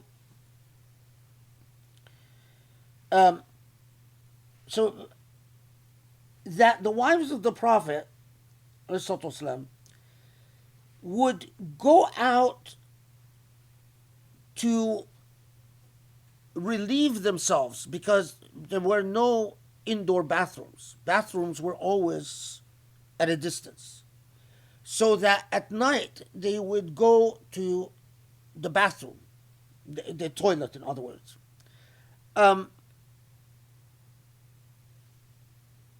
And that this is the context in which Umar ibn Khattab is unhappy about the women of the Prophet going out and leaving their homes. Now, does it make a difference? It does, because it raises the question, well, in this narrative, you sense a vehemence, a certain umph to exclude the wives of the Prophet, even from going out to the bathroom in the dark.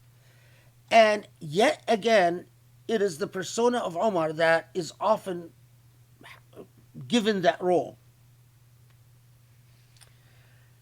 Okay. Now, in the midst of that, we have a report like the following. So then, that this is from Aisha. This report is in Bukhari and Muslim and others. that خرجت سودة بعدما ضرب الحجاب لحاجتها وكانت امرأة جسيمة لا تخفى على من يعرفها فرآها عمر فقال يا سودة أما والله ما يخفين علينا فانظري كيف تخرجين قالت فانكفأت راجعة ورسول الله صلى الله عليه وسلم في بيتي وإنه ليتعشى وفي يده عرق فدخلت فدخلت وقالت يا رسول الله إني خرجت لبعض حاجتي فقال عمر كذا وكذا فأوحي إليه ثم رفع عنه وإن العرق في يده ما وضعه فقال إنه قد أذن لكن أن تخرجن لحاجتكن. Now this is a very interesting report or genre of reports that Sauda goes out after she goes out lihaja for something, for a reason, some reason that caused her to go out, probably going to relieve herself. Just the language used would, although it's not clear. And that she was again a large woman, and that Umar ibn al-Khattab saw her, and he told her, I can tell it is you, Sauda. فانظري كيف تخرجين. So in other words, he reprimanded her for being out. So she went back home where the Prophet ﷺ was eating, and she tells the Prophet what happened. That I was out, Omar recognized me, reprimanded me, so I came back home. And that significantly the Prophet ﷺ's response is, it has been it is permissible for you to go out to fulfill your needs.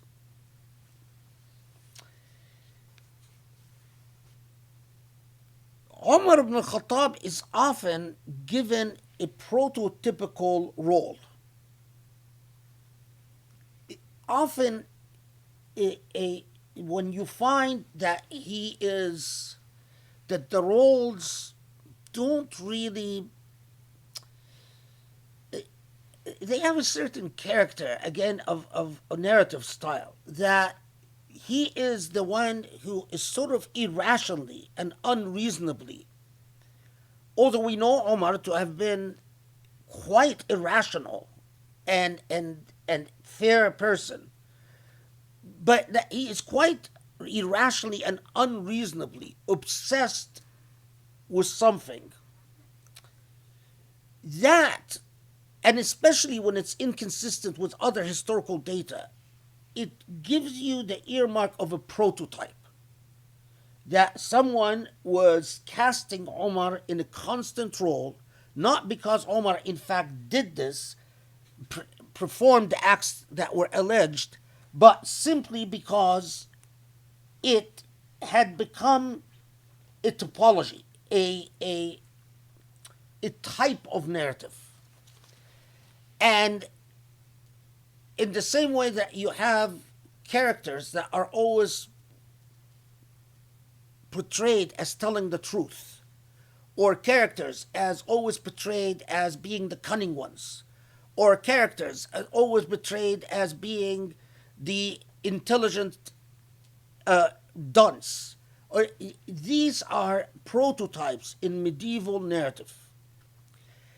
And what is clear is that there is this role played by the wives of the Prophet in which they are leaving their homes to either go to the bathroom, go to the mosque, or do shopping, or do whatever they're doing. And there is a contested process of trying to fit in and trying to critique that behavior within the context of the Ayatul Hijab. So in other words, Ayatul Hijab is actually not addressing the wives of the Prophet going to the mosque or going to the toilet or going to shop in the market. Because it says that if you ask them something, ask them from behind hijab, not if they talk to you, not if you see them, you must see them behind the hijab. It simply says, if you have a reason to go to the house of the Prophet and you need to ask the wives of the Prophet something, then we want that barrier where the wives of the Prophet wouldn't be stuck, basically, having to deal with whatever you're requesting. But like a lot of the narratives that have to deal with the role of women at the time of the Prophet ﷺ, they became hotly contested issues. And there was a concerted effort to say, well, this ayat al-hijab was in fact sequestering the wives of the Prophet, which I believe there's no historical evidence that in fact that's what it did. Now, why has this all become important? Well, you'll see in a second. So, remember that the illah here, the operative cause, is that harm to the Prophet ﷺ, that you are not allowed to cause harm to the Prophet.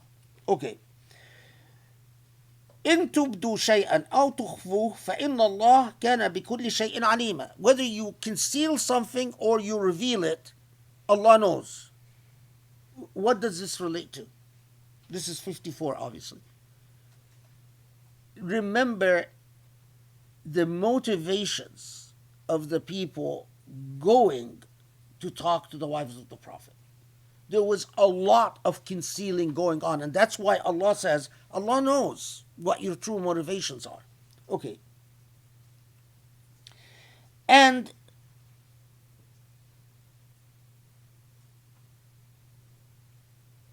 then the wives of the Prophet, this rule about, don't go to the house of the house without permission. Make sure that if you ask for something, you ask. There is an exception to those who are within the close circle of the Prophet in 55. So this doesn't apply to their parents. It doesn't apply to their children. It doesn't apply to their uncles. There is an interesting report in which family members. I looked at it, and I have every reason to doubt its authenticity. But anyway, should tell you about it. That family members of the wives of the Prophet, after Ayat al-Hijab, complained that Muhammad wants to keep us away from our daughters. That Muhammad is, and that because they said that, that's why 55 was revealed. It's a report. That then 55 came and said, well, no, that's not his intention, because this doesn't apply to the fathers, the sons, the brothers, etc. I looked into the transmission of this report and found numerous problems with it. So anyway, okay. I'm going to come back to 56 because of its centrality. And we're going to look at why 56 occurs where it occurs. But, okay, right after addressing the issue,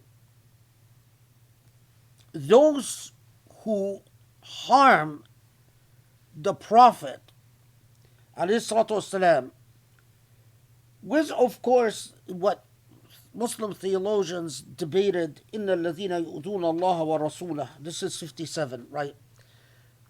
Those who harm Allah and the Prophet. And of course, you can't harm Allah. So Muslim theologians had, this gave them great pause. That they're cursed, la'anahumullah fi dunya wal akhirah, they're cursed in the here now and hereafter. Then it moved on to those who harm والذين يؤذون المؤمنين والمؤمنات بغير ما اكتسبوا فقد احتملوا بهتانا وإثما مبينا. Then 59 يا أيها النبي قل لأزواجك وبناتك ونساء المؤمنين يدنين عليهن من جلبيبهن ذلك أدنى أن يعرفن فلا يؤذين وكان الله غفورا رحيما. So 58 and 59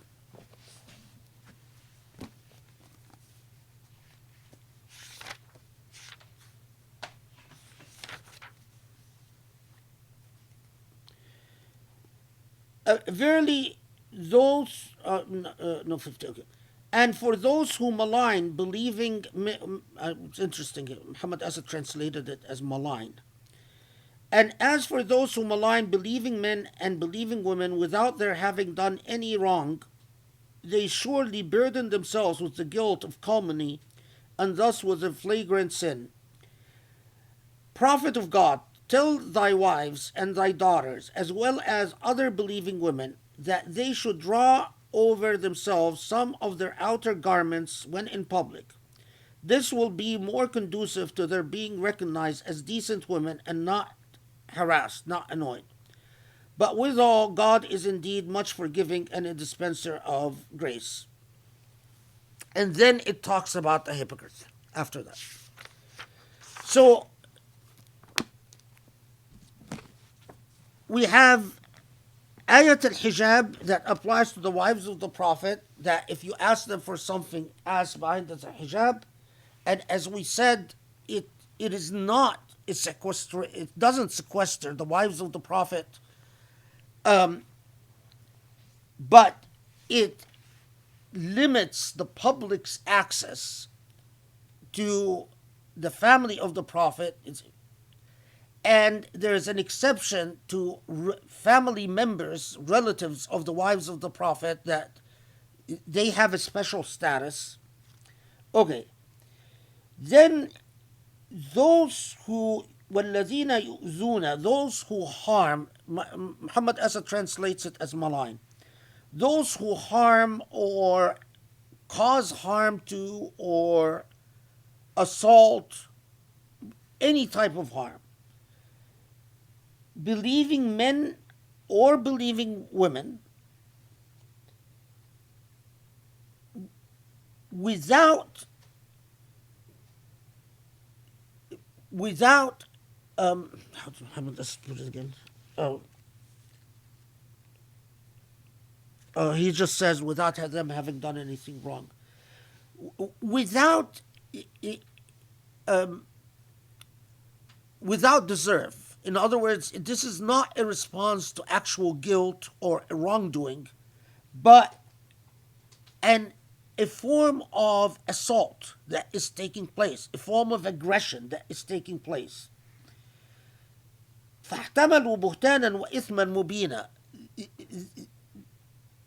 They are morally and with God, they are in great trouble, put it mildly. Then after that it says, tell your wives and your daughters and believing women, يُدْنِينَ عَلَيْهِنَّ مِنْ جَلَابِيبِهِنْ. Now, I pause at this, and the language here is important. So, let them draw their outer garments upon themselves so that they will not, or that this is more conducive, that they will not be recognized and harmed. So the garments here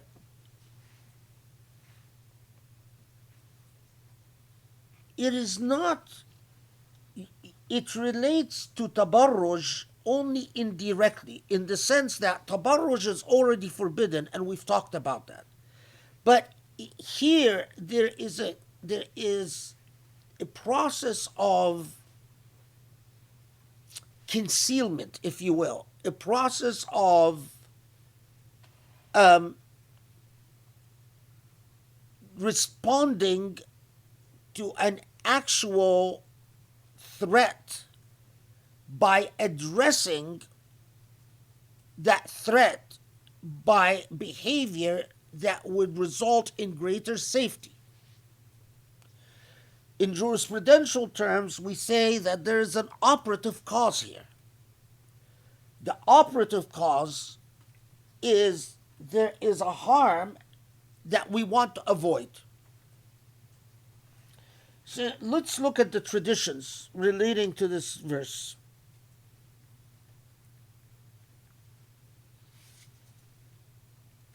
Okay. So I'm just going to take a selection of them.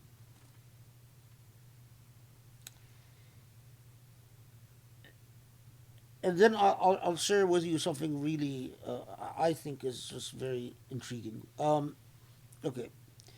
So first, what is jilbab? And you find in the commentaries a great deal of material that tell you jilbab is something that comes and covers the entire body. And then some will tell you that it covers the entire body except one eye, or it covers the entire body except the face, or it covers the entire body. يغطين وجوههن ورؤوسهن إلا عينا واحدة. It's this, or it covers the entire body and half the face. تغطي نصف الوجه. Or the entire body and the forehead, but not anything below the forehead to the chin. All of this is talking about what jilbab is, right? All of this is this a linguistic understanding of what jilbab is? Or is it a socio-historical understanding of what jilbab is? Or is it a jurisprudential understanding of what jilbab is? Well, for something to be a jurisprudential understanding of what a jilbab is, we need a jurisprudential source that would define a jilbab for us.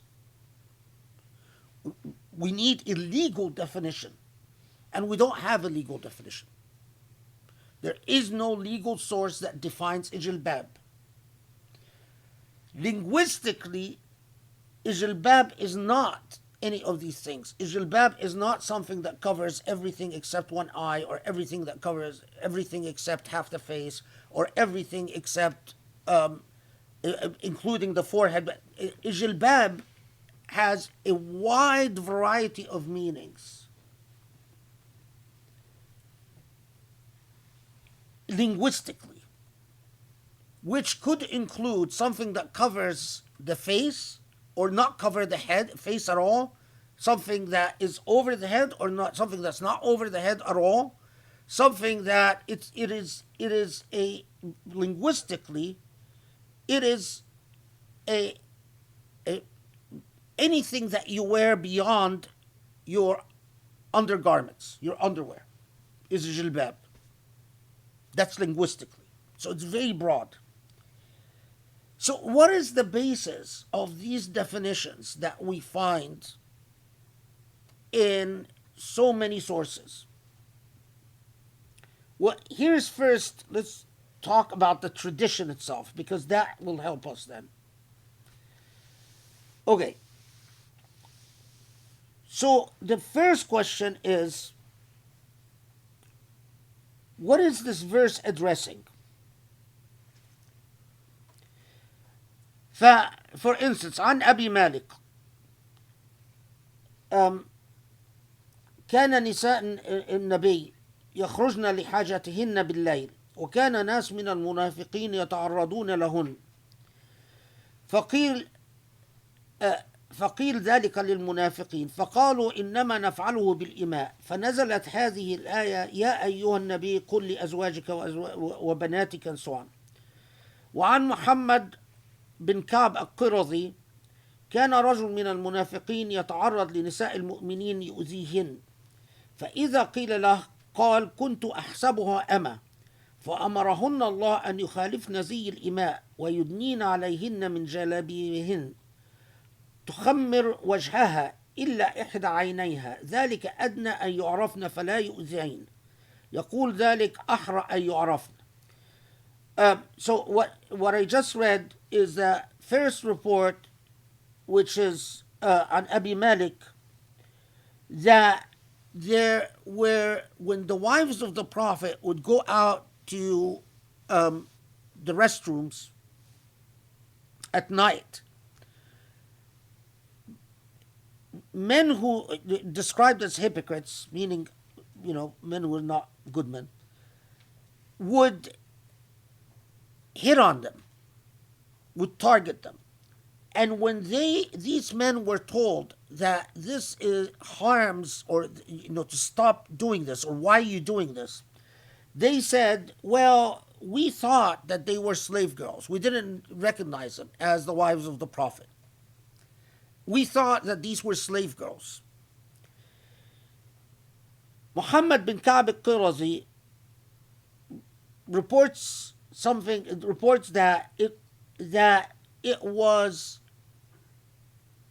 that this occurred with believing women, not just the wives of the Prophet, he doesn't mention the wives of the Prophet. He says that believing women would go out and they would be sexually harassed. And when the men who sexually harassed them were told or were reprimanded, they said, well, we thought they were slave girls because of how they were dressed. And so this verse was revealed to tell women to cover up everything except one eye. So here, this report says that the jilbab was basically to conceal the identity of the woman, so you can't tell a free woman from a slave woman. Okay. On Ibn Abbas has a report that says أمر الله نساء المؤمنين إذا خرجن من بيوتهن في حاجة أن يغطين وجوههن من فوق رؤوسهن بالجلابيب ويبدين عينا واحدة. وعن سلمة قالت لما نزلت هذه الآية يدنين عليهن من جلابيبهن خرج نساء الأنصار كأن على رؤوسهن الغربان من السكينة وعليهن أكسية سود يلبسنها هكذا في الرواية بلفظ من السكينة وليس لها معنى فإن المراد تشبيه الأكسية السود بالغربان لا أن المراد وصفهن بالسكينة كما يقال كأن على رؤوسهن الطير. وعن عائشة قالت رحم الله نساء الأنصار لما نزلت يا أيها النبي قل لأزواجك الآية شققن مروطهن فاعتجرن بها فصلين خلف رسول الله كأن على رؤوسهن الغربان. وعن ابن عباس قال كانت الحرة تلبس لباس الأمة فأمر الله نساء المؤمنين أن يدنين عليهن من جلابيبهن وإناء الجلباب أن تقنع وتشده على جبينها. So let's take these reports that I just read before I get too far. So on Ibn Abbas, that he says that what this ayah is saying is that freed women used to go out and get harassed because they are confused with slave girls. So Allah ordered them to wear their jilbab over their head and over their face, and to cover everything except one eye. Salama says that when this ayah was revealed, the women of Ansar, the natives of Medina, went out with covers, black covers over their head that they looked like rows of crows. This report actually has a number of versions, and some of the versions say that their covers were over their heads, that they looked particularly serene and tranquil, which a lot of the muhaddiseen rejected. Anyway, that gets us into... Okay, then a report from Aisha that says, when this verse was revealed, the natives of Medina went to pray behind the Prophet. But before praying behind the Prophet, they ripped the inner linings of their garments, which were black, and put them over their heads so that they looked like rows of crows. Okay. Then from Anas, مرت بعمر بن الخطاب جارية متنقبة فعلاها بالضرة وقال يا لكاع تتشبهين بالحرائر القي القناع. قلت ولكاع كلمة تقال لمن يستحقر مثل العبيد مثلك يا خسيس الأخ. وكان الفتيان يتعرضون إذا خرجنا بالليل لقضاء حوائجهن في النخيل والغيمان للإماء، وربما تعرضوا للحرة لحسبان الأمة، فأمرنا أن يخالفن بزيهن عن زي الإماء بلبس الملاحف وستر الرؤوس والوجوه فلا يطمع فيهن طامع، ثم توعد سبحانه أهل النفاق الأخلاق. So then another report says that it used to be in Medina that when women would go out to the places where people go to the bathroom, the toiletry areas, which that when it gets dark, as these women are going out to do their business, men would harass them, sexually harass them, and that they did so thinking that these are slave girls. And so these women were ordered to wear their jilbab over their head and over their faces to cover their bodies so that they won't be able, so that they cannot be recognized and thus harassed. And then this Anas mentions in the context of a report that Umar ibn al-Khattab, when he saw a slave girl having covered her face, he reprimanded her because he told her that you are trying to dress up like free women and you're not allowed to do so. So now, you notice something about these traditions is that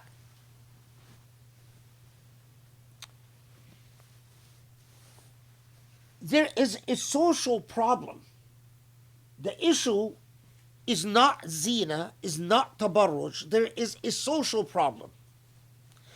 And we are told in these reports that the social problem was harassment either of the wives of the Prophet or of believing women or both. And that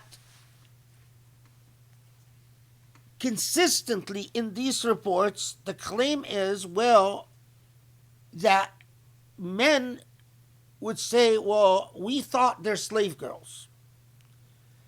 Well, that begs the question.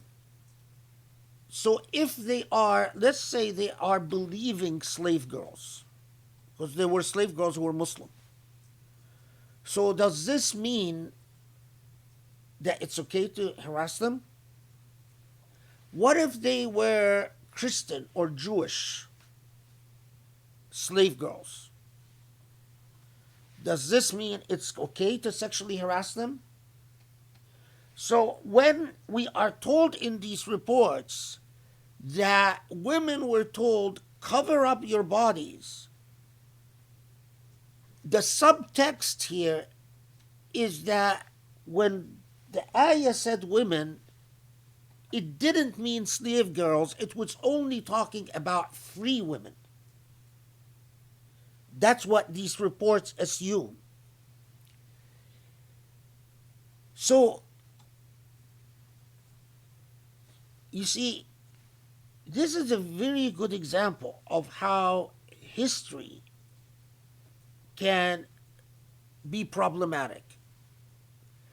And a very good example of how, if you are a lightweight, you can easily fly off the handle in whichever direction Allah knows. So you pause and you say, the Prophet, beacon of light, is it possible that the beacon of light would be told by the God of the beacon of light, you free women, cover yourself and let the slave girls, and even a report from Umar that he tells the slave girls, how dare you cover your face? And if Allah wanted to say cover your face, Allah would have said so. But Allah said, garments, draw your garments upon you. Something is off. So you delve into these traditions. And the entire genre of traditions, although you find attributed to Aisha, attributed to Anas, attributed to Ibn Abbas, where this is a something that all the whole transmissions, none of them come from the line of Ali and Fatima or Hassan and Hussein, and all of them come from line of transmitters who were associated to Umayyad power.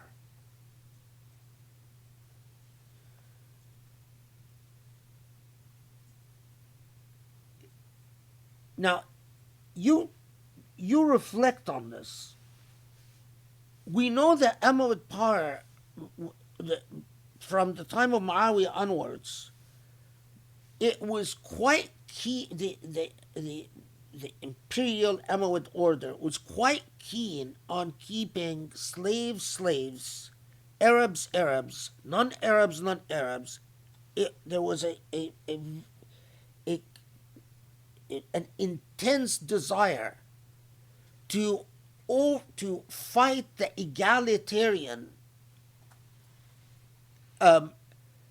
egalitarian thrusts or the egalitarian tendencies in Islam, and to maintain the aristocratic order of Quraysh. And lo and behold, you find in every single one of these reports, those who are transmitting these traditions are people who were known with their close association to Umayyad power, and quite a few of these reports, also the people involved were also pro-Muawiyah, anti-Ali, or anti-Hussein individuals. So there is a class project here.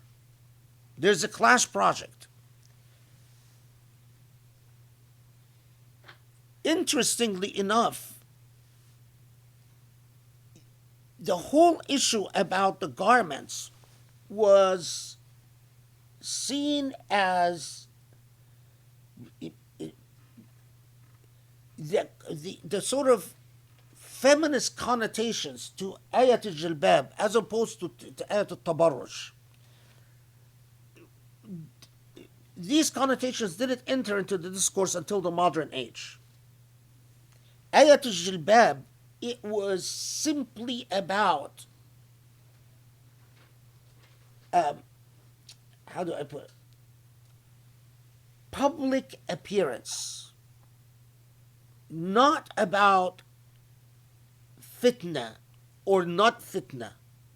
That's a very modern thing. People, when they read Ayat al-Jilbab as having to do with the avoidance of fitna, that belonged to Ayat al-Tabarruj and اتخاذ الزينة. But Ayat al-Jilbab was about physical appearance and whether there would be actual harm, because as the ayah itself says, by its own terms, أَدْنَ أَن يُعْرَفْنَ فَلَا يُؤْذَيْنَ, so that they will not be recognized and harmed. So the goal is what? Is not to be recognized. So within the social context in this society, you are basically telling the harasser, and this is exactly what happened at the time of the Prophet ﷺ, from the evidence that is not tarnished, is that you are telling the harasser, I am not going to allow you to tell the difference between one woman and another in terms of social status, so you can target those who are lower in status. The way that they are going to be, and look, the way it is written, the tone, the grammar of it is not an absolute command. It is not a fard and wajib. It is like a recommendation so that we can obtain the desired results. So it would be good that you cover in a way that you would not be recognized, so that those who are seeking to cause harm, we can thwart their plans. They can't tell the difference between a woman from this family or that family, a woman from this tribe or that tribe, a woman who is married to the Prophet or not married to the Prophet, a woman who's free or a woman who's not free. Why? Because they're all concealed. And so they can't harm them. And that is why the jurists who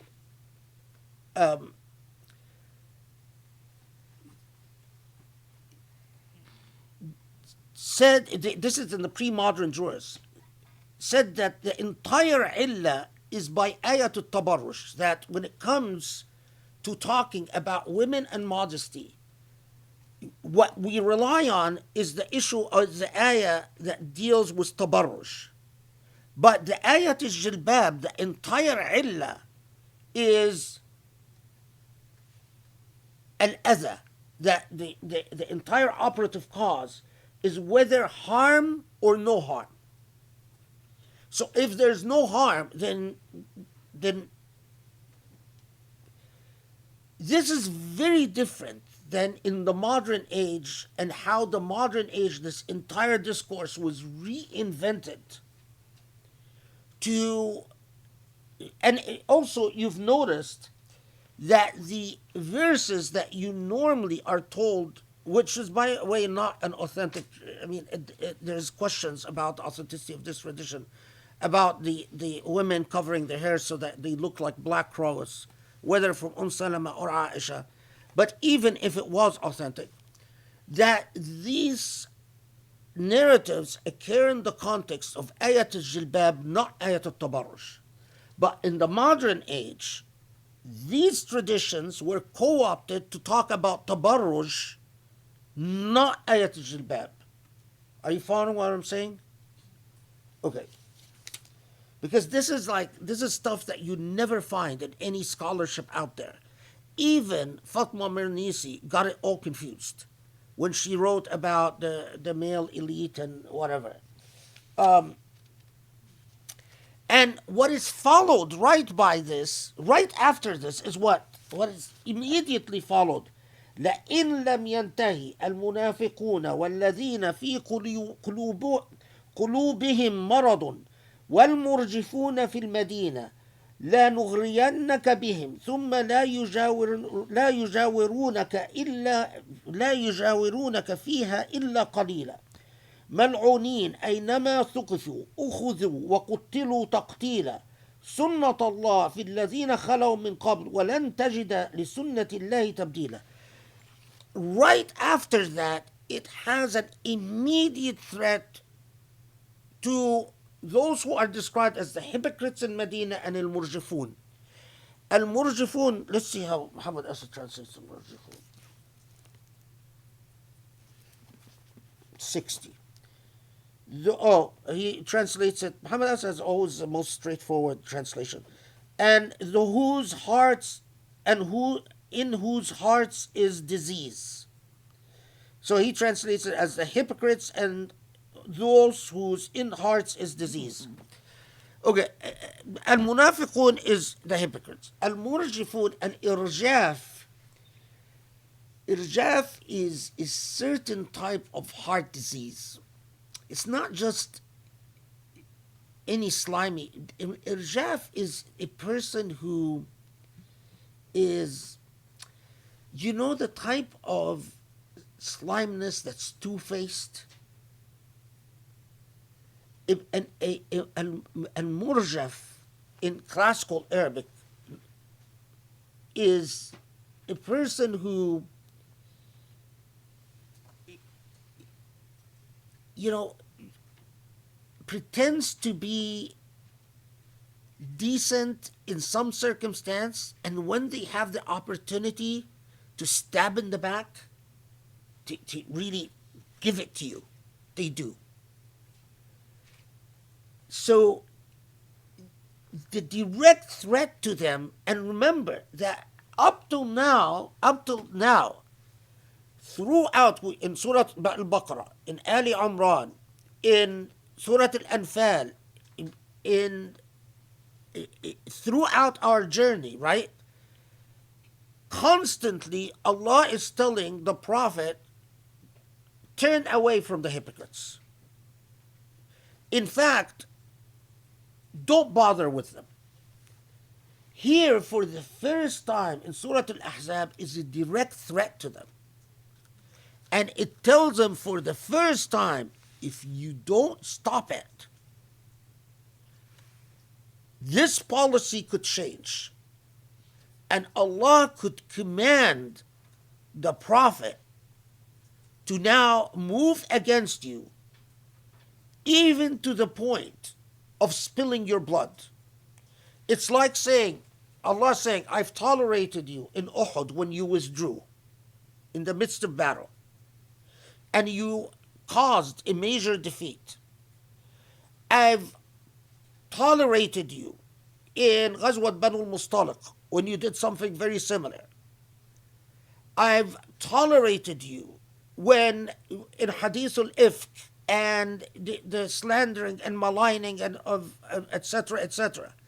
I have tolerated you in Ahzab when you even bailed out of battle. But it is noteworthy that Allah comes and says, now here is where we draw a line. If you continue harassing decent people so that they cannot be safe. Now, what is the theme of Surah An-Nur and Al-Ahzab? Is, remember, in Surah An-Nur, privacy and safety in your own space. Al-Ahzab comes and says decency and adab, and again, the idea of safety. So if you continue harassing people when it comes to their own personal safety, things could change drastically for you. And indeed, after Surah Al-Ahzab, I've spent, I don't know, it was a very long time because I was trying to read everything. I wanted to know if reports of harassment of women changed after Surah Al-Ahzab. And I actually found references that said that after Surah Al-Ahzab, until the death of the Prophet ﷺ, some reports claimed it was until the assassination of Uthman, the same language but just different, that women would walk safely in Medina back and forth and no one would dare touch them.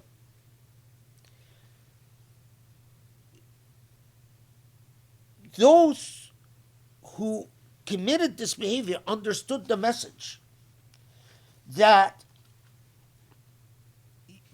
فلا يجاورونك فيها إلا قليلا. That's a threat of expulsion. In the same way we've expelled Banu Nadir and Banu Nadir, you people could find yourself on the same expulsion.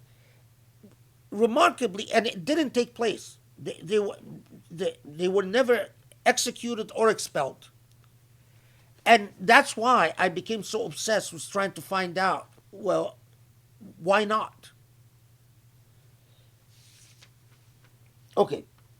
Now, notice in 62, let's see how he translated it. Such has been God's way with those who sinned in like manner and passed away aforetime, and never will thou find any change in God's way. What is it? Sunnatillah fi alladhina khalaw min qabl.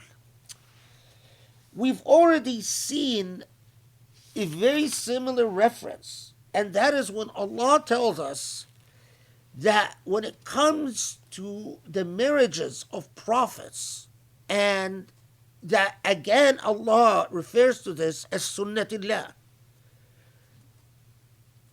Prophets come in vastly different historical circumstance. Ponder this point. Prophets come in vastly different historical circumstance. Historical circumstance in which a man marries one woman. Historical circumstance in which a man marries 10 women, in which a man marries 100 women, perhaps even historical circumstance in which you have societies where a woman marries 10 men. I don't know. But they're vastly different historical circumstance. Circumstance in which there's slavery, circumstance in which there's no slavery, circumstance in which people fight wars and enslave each other, and so the message of the prophets is always the same. There's only one God. That God is the master of all. Submission is due to this God.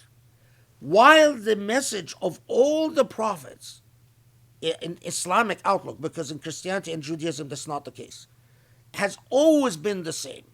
From the beginning until the Prophet Muhammad. The laws that attach to the personal conduct of these prophets, Sunnatillah, that's Allah's Sunnah, that it has to be different because they come in different circumstance. Well, that is not a part of a Siraj al-Munir. If you try to access David from the perspective of how many wives did David marry, you're misguided. If you try to access Sulaiman alayhi salam from the perspective of what did Sulaiman did with his wives or how many slaves, you're misguided. These are historically contingent issues that to the extent Allah things that are relevant, Allah will make clear to you. Like the clarity of Ahlul Bayt. But in the vast majority of circumstance, Allah doesn't make clear and allows them to continue to be historically contested issues because they're not part of the critical, central, the centrality of the message itself. Okay, what time is it?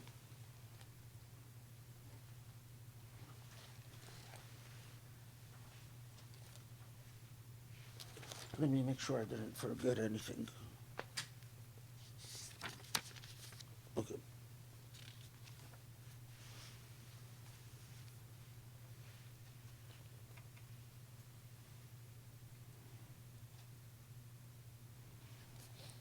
So then, look, 63 to يسألك الناس عن الساعة, they ask you about the hour. Only Allah knows when the hour is. And perhaps it is close.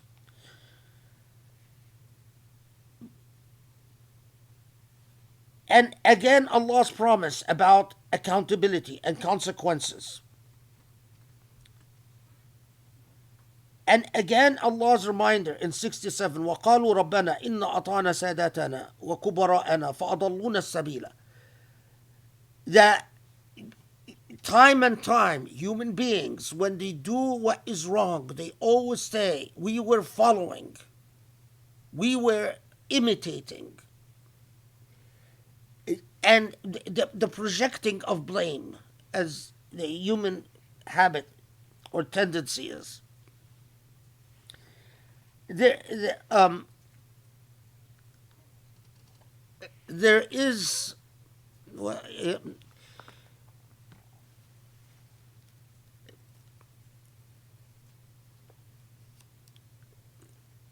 it's interesting because I mean when some of the same figures after the death of the Prophet ﷺ, and the same figures that were talking about marrying wives of the Prophet after his death, and they're rebelling against the authority of Abu Bakr, and when they are eventually either defeated or, and it's interesting that constantly the excuses is, well, we were following, the leader of this tribe, or we were told by X, Y person from the tribe of Banu Asad that you should not, that. So I mean, it's not surprising that it's just this constant pattern of time and time again, human beings always saying, "Well, it's not me. It was my. I was following the example of my parents. I was following the example of my leaders, or whatever." Okay. يا أيها الذين آمنوا. This is 69. لا تكونوا كالذين آذوا موسى فبرأه الله مما قالوا وكان عند الله وجيها. يا أيها الذين آمنوا اتقوا الله وقولوا قولا سديدا. Now, so first, this reference to harming the Prophet Musa, and that Allah vindicated him. Muhammad Asa says, O you who have attained to faith, be not like those children of Israel who gave offense to Moses. And remember, God showed him to be innocent of whatever they allege against him or demanded of him.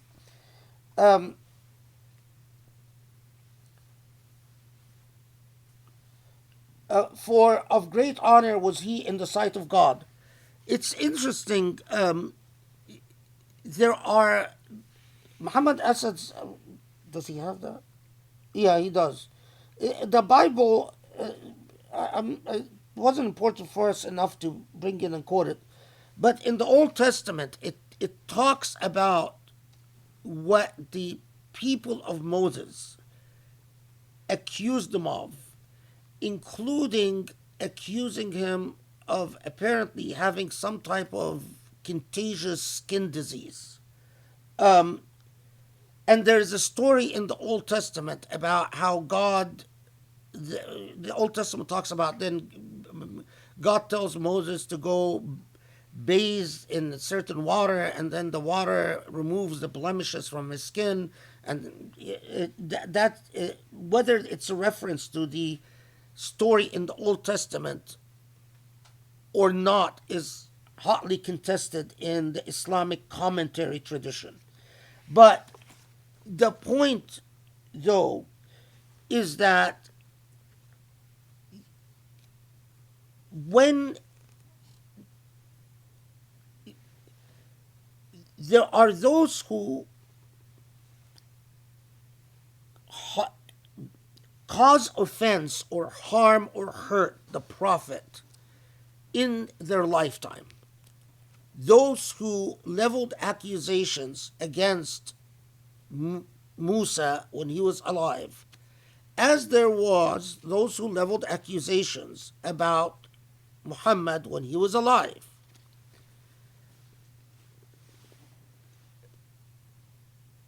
But how about those who do so after the death of the Prophet?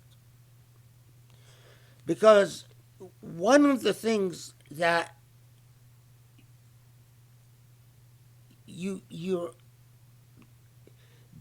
the Islamic tradition preserved so many narratives and reports that are derogatory and demeaning towards the Prophet ﷺ. And what Allah tells the wives of the Prophet is precisely what Allah tells us when we deal with the legacy of the Prophet. Quite simple and quite straightforward. وَقُولُوا قَوْلًا سَدِيدًا. Whatever narrative you adopt,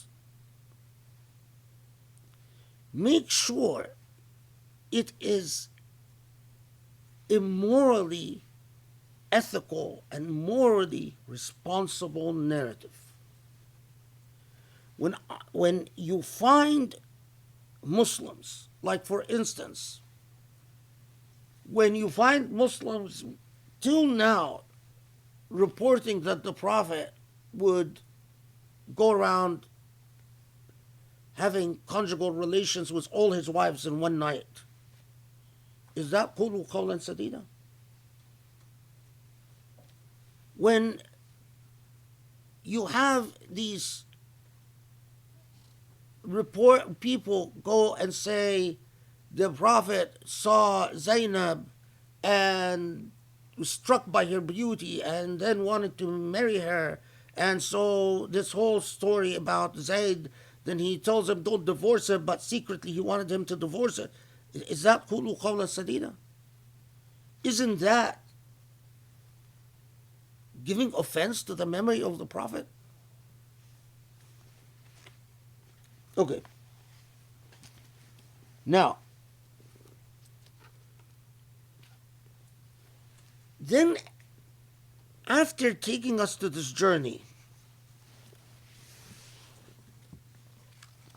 Surah Al-Ahzab comes to perhaps one of the most powerful ayat in the Quran.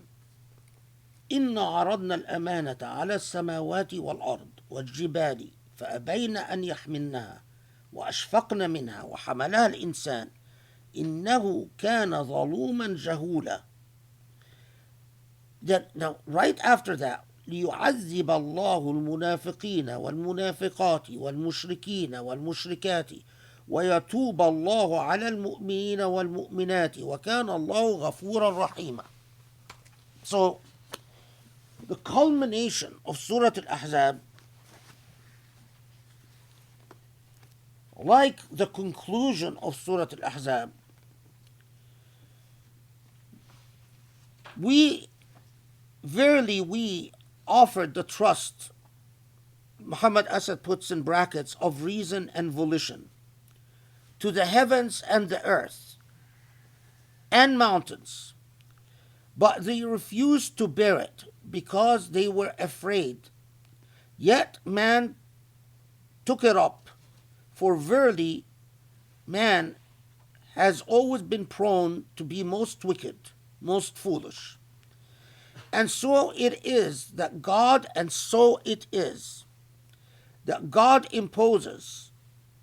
this is again Muhammad's essence, suffering on the hypocrites, both men and women, as well as on the men and women who ascribe divinity to aught beside God. And so it is that God turns in God's mercy unto the believing men and women, for God is indeed much forgiving, a dispenser of grace. Okay, so Surah Al-Ahzab comes, the culmination of Surah Al-Ahzab is to come and say,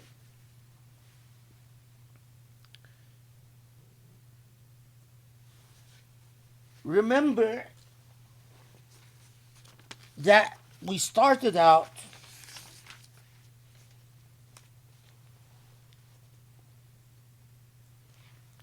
Allah started out by telling you no human being has two hearts in their chest, and that you are in a position, it's not in a position, you are constantly engaged in the construction of reality. You do it all the time. When you make claims about your relationships, when you do or undo relationships, you're constructing. When you say, I am committed to this career, to this path, that's a construction of a relationship, of reality. When you say it must be so or it must not be so, you're constructing. But the core is Allah is saying, listen,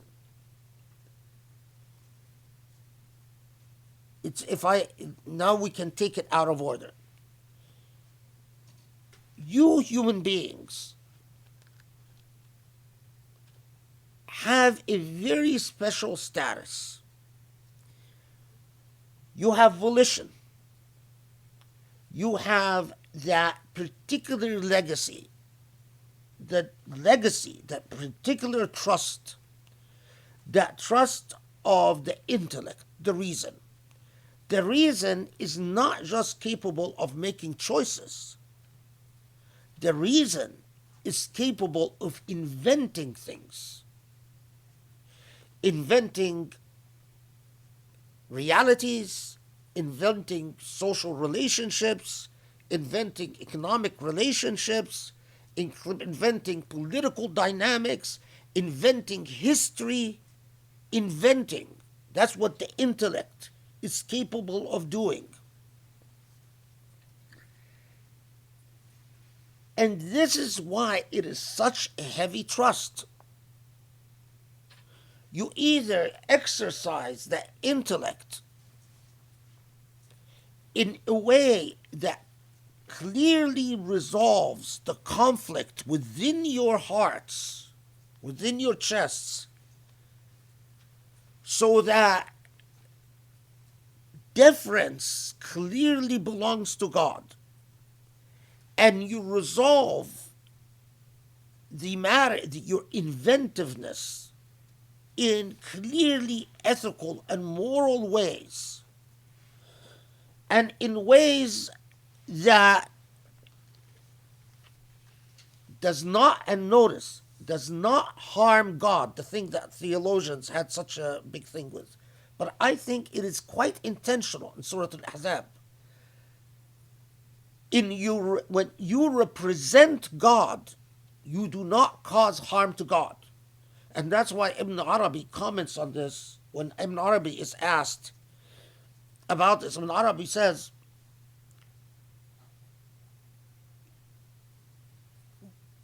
what is a more profound explanation of this than the Prophet ﷺ said that whoever causes people to be repulsed by God is of the devil. So you through the way you use or not use your intellects, you are representing God, and you are representing the Prophet, and you are either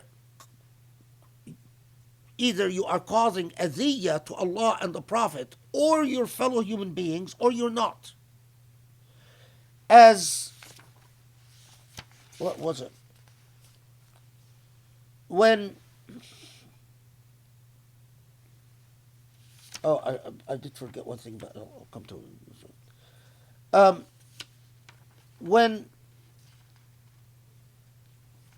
where is it? Yeah, when he's a theologian of Fadil, one of the early theologians / jurists, was asked about this ayah or Surah Al-Ahzab, and he said, I sum up this surah in the following way.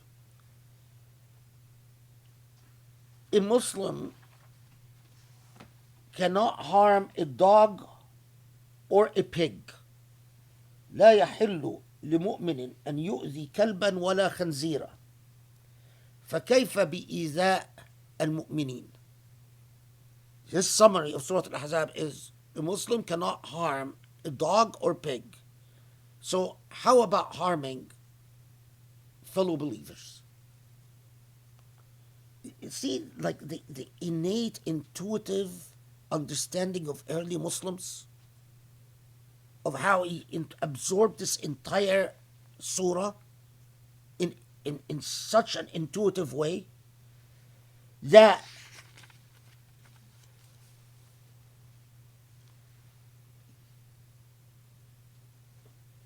so this is particularly all the more pressing at times of great trials and tribulations. It's not when everything is going wonderfully well for you that it matters the most, but when you are truly tested, as they were tested in Al-Ahzab, that it matters the most. That you are able to be morally upright and ethically correct when you are under exceptional circumstance like Al-Ahzab. And that is precisely why Allah takes this opportunity to inject us with a dosage of adab. And particularly the responsibility of keeping clear within your sight Allah as the light of the heavens and earth, and Muhammad as a beacon of light, and Ahlul Bayt as part and parcel of Muhammad's light. When you deal with the trials and tribulations of history itself, the indeterminacy of history. Because if you become confused and you lose sight of the forest and the trees, whatever the expression, the forest for the trees or whatever, you've gained nothing. Now, what I forgot to tell you about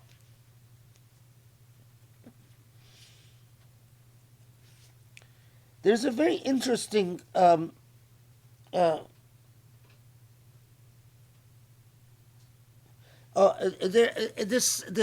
Jilbab, the Ayat Jilbab. There's one report I forgot to tell you about. It is said among the narratives that the reason this ayah was revealed is because, again, the prototype of Omar, constantly cast in this role, that he saw a slave girl who was a Christian slave girl, and that the Christian slave girl was dressed up like a freed woman. And كره ما رأى من زينتها, that he didn't like the way she was dressed because he thought it was flashy, and the family of the slave girl went out and had a fight with Umar, and that was the reason for the revelation of Ayat Jilbab. This tradition, most authorities said it's unreliable, and I agree. But again, it is part of the indeterminacy of history, and how much judgment and actual application of intellectual muscle one must exercise when dealing with history. The Ayat al-Jilbab, remember that the illah is avoidance of harm. But many jurists in Islamic history, because jurists are a product of history, said the illah is not harm, although the ayah itself says it's harm. But anyway, they said it's not harm, but al-illah illat al-tamayyuz, that the illah is to be different. And what they meant is the difference between a free woman and a slave woman, to be distinctive, right? But why were they saying this? This is, again, one of the things that when you take knowledge seriously, I've ran into it.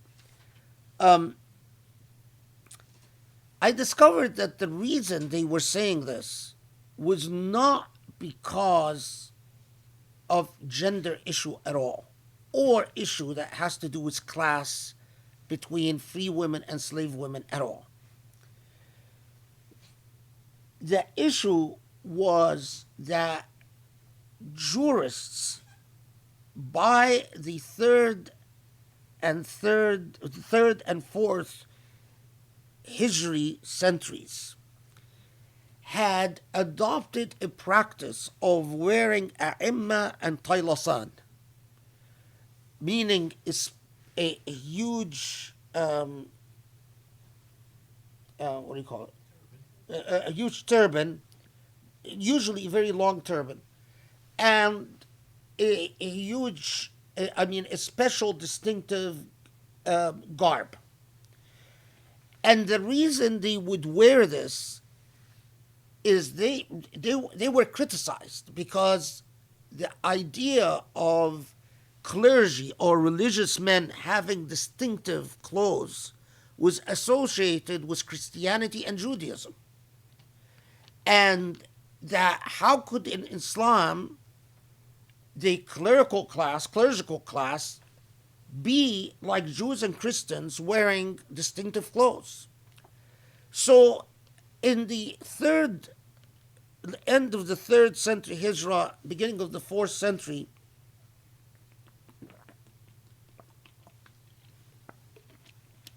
many people wrote severely criticizing this, what was then an emerging practice.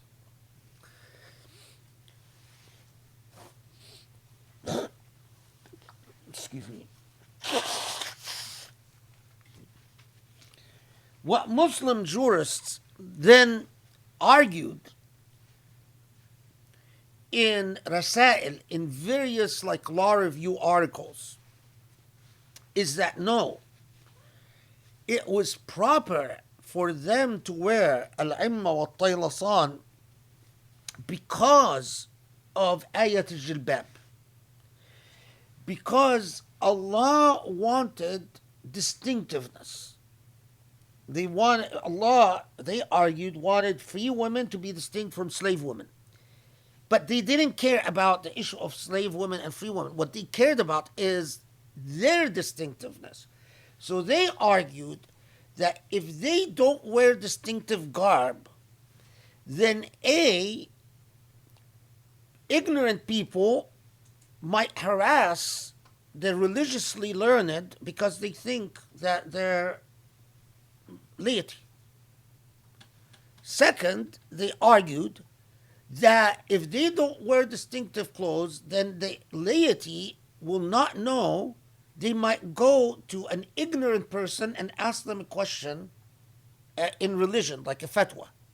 So they argued that their wearing distinctive religious garb is halal, if not actually required or recommended, because of ayat al-jilbab. Now, of course, one of the treatises written in criticism, it said, well, how about all these traditions that say the ayat al-jilbab is for you to cover everything except one eye, and you, fuqaha, you don't cover everything except one eye. And the response to that was actually in Risala,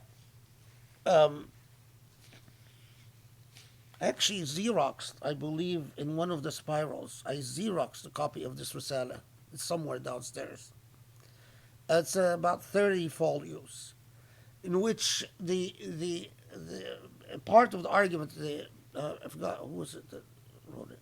I don't remember. Anyway, he says something to the effect that, the material issue is not مقدار التغطية أو الكشف. It's not how much you cover or not cover. The issue is المقدار الذي يتم معه التمييز. Is how much is needed to be distinctive. So he actually says that wearing a they were competing for like taller and taller turbans, unlike the turbans of the time of the Prophet ﷺ, which were tended to be, and he says, well, that is precisely why we need taller turbans, so that when we walk in the market, people can, if they have a fiqh question, they can readily identify a faqih as we walk in the market. And it's like, dial a faqih urgently, it's like, we need a faqih immediately, so look for the tall turban, this type of thing.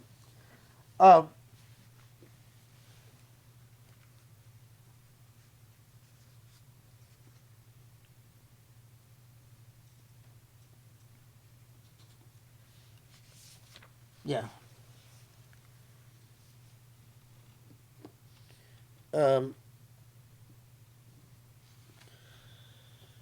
So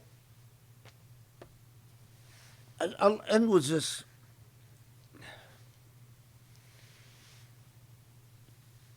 A lot of commentaries deal with إِنَّا عَرَضْنَا الْأَمَانَةَ. The ayah at the end, that the trust was offered, as if, and even some said, oh, this was revealed in the 10th Hijri year, which is nonsense. As if it is an addendum to the surah. It is at the heart of the surah. It is the heart and soul of Surah Al-Ahzab.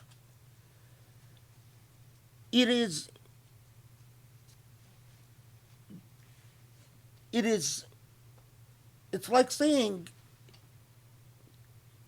recognize, this is not simply about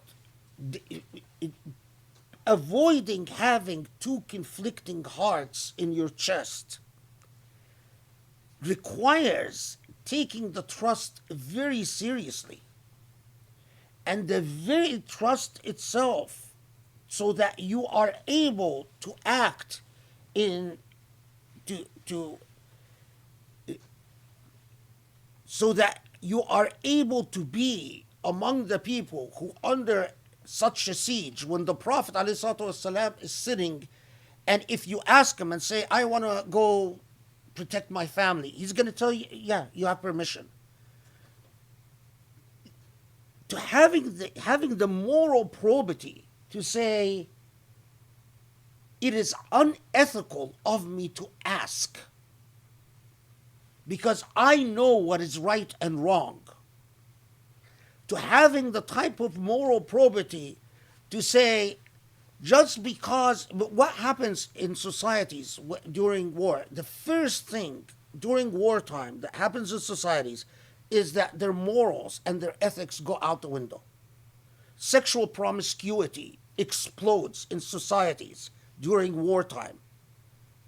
But Surah Al-Ahzab tells you it is precisely at this time that you need to remember how serious the trust is. Okay, Alhamdulillah Rabbil Alameen. You said you want to talk about verse 56 and why it fits the... Oh man, I did forget. Yeah. Oh yes. Oh good. Alhamdulillah. Okay. Good thing you reminded me. Okay. So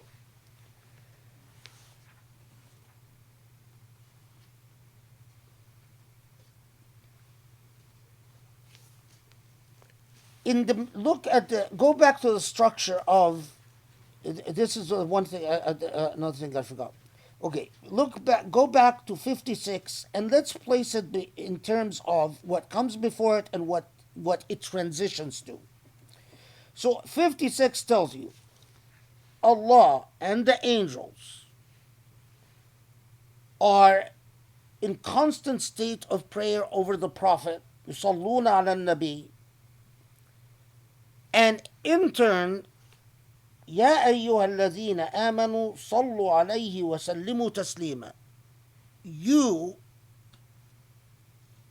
replicate that same act in Salah and Taslim ala Nabi. Okay. Earlier in Surah Al-Ahzab,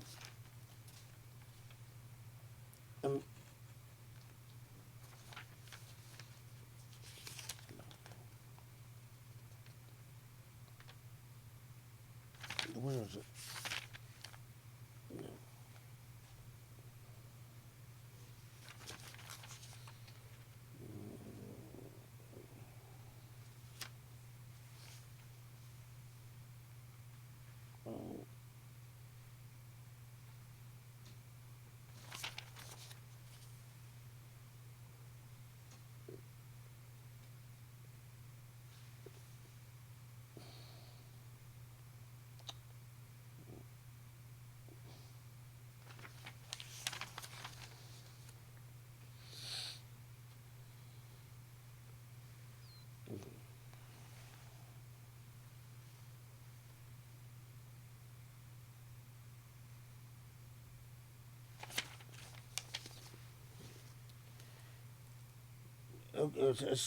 Strike that. Okay. So let's just take what's before and we get to it this way. Okay. So right before it, we are given specific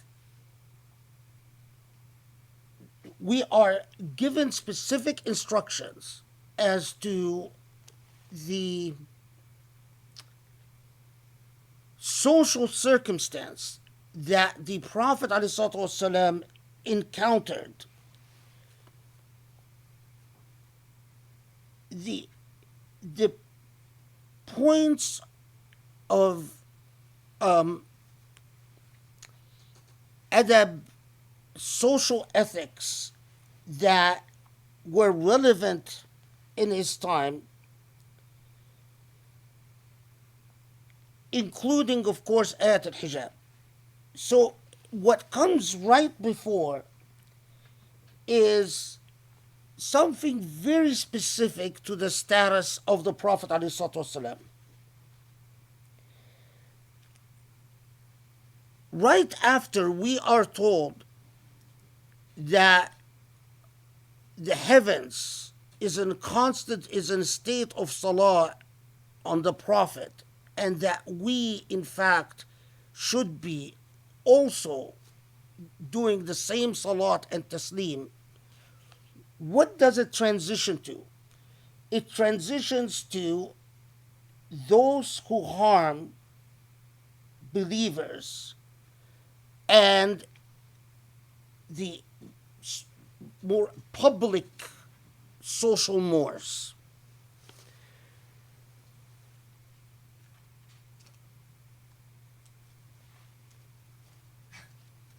So we go from the private realm of the Prophet ﷺ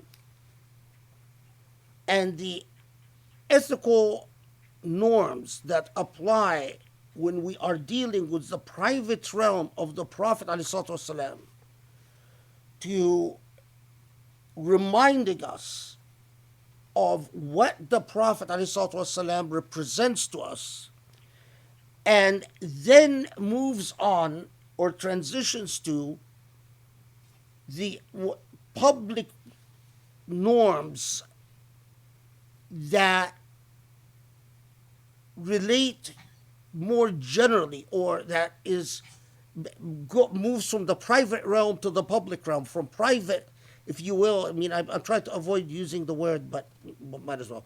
Private law to public law, from the private legal prescriptions to that apply to the Prophet ﷺ, to the public legal prescriptions that apply broadly.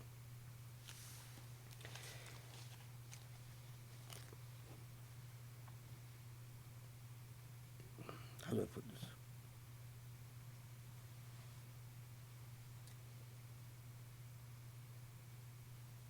We constantly, although we are not living at the time of the Prophet ﷺ, and we obviously are not seeking an audience with the Prophet ﷺ, and we are not going knocking at the, asking, making requests of the wives of the Prophet ﷺ. And the realm of the private life of the Prophet impacts us very differently than it did for those who were living with the Prophet. But we are confronted, like every generation of Muslims, from the time of the Prophet died onwards, is confronted with the challenge of al-adab ma'a Rasul, your adab with the Prophet ﷺ.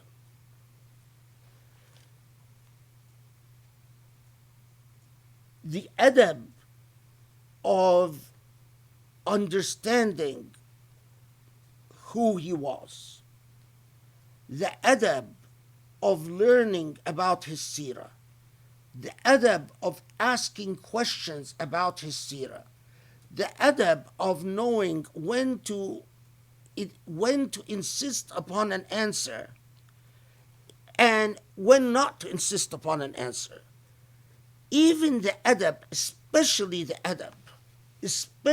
adab of what degree of due diligence and badlu qariha, the exertion of effort, is necessary and sufficient when you are trying to answer a question about the life of the Prophet ﷺ. We are in fact consistently dealing with the challenge of the adab that we owe the Prophet ﷺ. And this is my own, the adab of dealing with the Prophet after his death is in many ways even more challenging than the adab of dealing with the Prophet during his life. But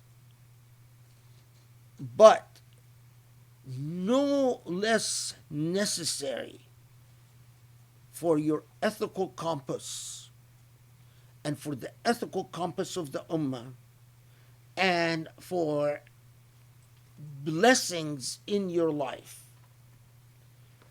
How do you get to the context of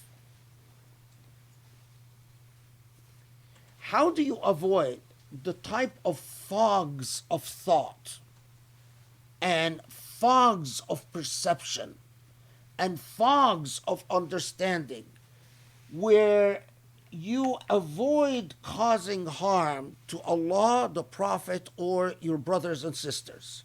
Look at even just in our lifetime, you have Muslims who are doing to fellow Muslims what they're doing in Yemen, what's going on in Yemen, or what's going on in Syria, or what all the Muslim prisons that are full of people who are imprisoned and tortured unjustly, from Saudi Arabia to Iran to Egypt to Pakistan to. How do you get to the type of darkness and blindness where a relationship with the Prophet does not lead to the type of ethical awareness where you are not harming either the way people understand Allah, the way people understand the Prophet, or actually harming your fellow Muslims. It is impossible for that type of fog and darkness and blindness to exist unless first you had lost the adab with the Prophet ﷺ. If the Prophet had anchored in your heart as a beacon of light, if you understood the legacy of the Prophet, the man who never yelled at people who served in his household, never raised his voice to a wife, if you had understood the legacy of the Prophet, if you have truly loved the Prophet, if you have been truly blessed by the blessing of the Prophet and Ahlul Bayt, Allah tells us, why is it that we sallu alayhi wa sallimu taslima? Why is it that we are saying Allahumma salli wa sallim alayhi? Does the Prophet need it? He does it. It's for us. And it is for us حتى نكون متصلين بالسماء, so that we are blessed and connected by the heavens, so that we deserve that mercy, that blessing of the heavens. It is anchored right in the middle to tell us the way this ayah has entered my heart and my consciousness and my being is that forever, in the same way that those who lived with the time of the Prophet were required to understand what an adab ma'a Rasul ﷺ requires, all the more so for you, Muslim, who's living centuries after the Prophet died. Because this ayah, as-salat wa taslim ala Rasul, that the fact that Allah and the angels are constantly in a state of salah and taslim, and that Allah constantly demands that I do the same, it means that in order to be connected to that blessing, So I can, in fact, achieve what the rest of Surah Al-Ahzab is calling for, that I live a life where I don't harm either Allah or the Prophet or fellow believers. I need that barakah. I need that blessing. So when people come and say, because you get this question all the time, I've heard young Muslims all the time say, why is it that we say, Allahumma salli wa sallim alayhi? Why is it that we say peace and blessings upon the Prophet? It's not, the important thing is not to say it. The important thing is to feel it. Whether you just say it, but if you say it and it represents nothing in your heart, then don't say it. There's no point. But the reason we are commanded to feel it is precisely because al-adab ma'a Rasul, proper adab with the Prophet ﷺ, is the key to blessings for us to reach akhlaq al-Rasul, to reach the ethics of the Prophet in society and in life. So, thank you for reminding me of that. Okay, now we're done, right? I didn't forget anything, right? Okay, alhamdulillah. Okay, assalamu alaikum. Alhamdulillah for this incredible conclusion. I confirmed with Sheikh at the break, he did not rush, because I think some of us had some rush meters going off. So alhamdulillah, I think we covered everything. I know we're getting tight on time, so I don't think we have time, obviously, tonight for a Q&A. So that's great, because when you have 4 days worth of halakas for one surah, it really deserves time for us to reflect and, get our questions together. And then also, we will figure out whether we should start a new surah or maybe, combine Q&As. We'll figure that out. First, let me just say that we actually are not going to be here next week. So I can't say what we're doing or where we're going, but we're working on a secret mission. And when it's time to reveal what that is, we will let you know. But we will not have a halakha on Tuesday, or a khutbah on Friday, or a halakha on Saturday. So we will be back a week from Tuesday. But it's all good, alhamdulillah. And then when we can say anything, we will.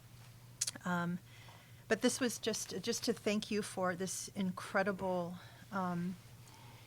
surah, which is so complex. I mean, for people who just joined us this session, we spent a lot of time going through, history, historical ambiguities. We kind of went through a lot of reports, a lot of the things that people hear about, whether it's the Prophet's wives or, the Prophet, peace be upon him, different things that he encountered. And, clearly in our time right now, people have so much doubt about the Prophet, peace be upon him, and these stories that we covered in this, and so much like lack of clarity around even things like the ayats about hijab and about the jilbab and all of that. And so if you have the opportunity, if you missed any of these sessions, I think the power of really delving deep into the history and understanding the nuance, and even having you explain, like, where did a lot of these problematic reports come from, the ones that tend to engender a lot of doubt in our hearts. And then, this is how we, dispel all of this Islamophobic stuff that's thrown at us, is that we dig deep into the learning and we understand the nuance behind why these reports exist, and place them into proper context. And the overall message of the Prophet, peace be upon him, being a beacon of light, like amidst all of this uncertainty and things that you just cannot arrive at a comprehensive solution to. You are not going to be able to clarify what is the truth of what happened in this historical narrative or whatever. The underlying point is is your understanding that the Prophet, peace be upon him, is a beacon of light? Is your approach that, that Allah is the Prophet, is the beacon of light also? And that should cut through so much of the doubt and the lack of clarity, and is extremely powerful. And then just for this session, I thought that what was so striking, obviously, is like in our modern terms, no shock doctrine allowed, right? You can't say just because we're in crisis, now all rules don't apply. That actually God comes in and says, no, especially in these difficult times, you have to be aware of manners. You have to be, hypersensitive to what you do as an individual in terms of harming others, and how do you represent a beautiful God, a beautiful religion, a beautiful prophet. These are the tools that we need to navigate all of the stuff that we're dealing with, and that should be a source of strength. And back to what we were talking about earlier, the inability to answer people who are coming at us from racist perspectives, from very abusive perspectives, colonial perspectives, Orientalist perspectives. That confidence has to arrive from this type of knowledge and the conviction that we have an incredibly rich, beautiful tradition. We have answers to all of these things that they're throwing at us that create doubt. And thank you, Sheikh. This is the education that we need right now, and this, I hope that more people will find it. We have to be smarter, better, work harder, and more beautiful, more emanating of light, however you describe that. And so thank you so much for this incredible gift of knowledge. Just from this surah alone, you see how much work goes into understanding everything in our tradition to be able to go, okay, here's the answer. Here are the reports. Here's how you can understand them. I mean, this is a true gift, and such a blessing for us. So thank you so much. We're in your debt, and may Allah help us to learn everything, internalize everything, and emanate light. So thank you, and inshallah we will see you a week from Tuesday. We'll miss you, and get your questions ready. Inshallah, we'll Assalamu alaikum, go everyone. from there. Thank you so much for being with us. Assalamu alaikum.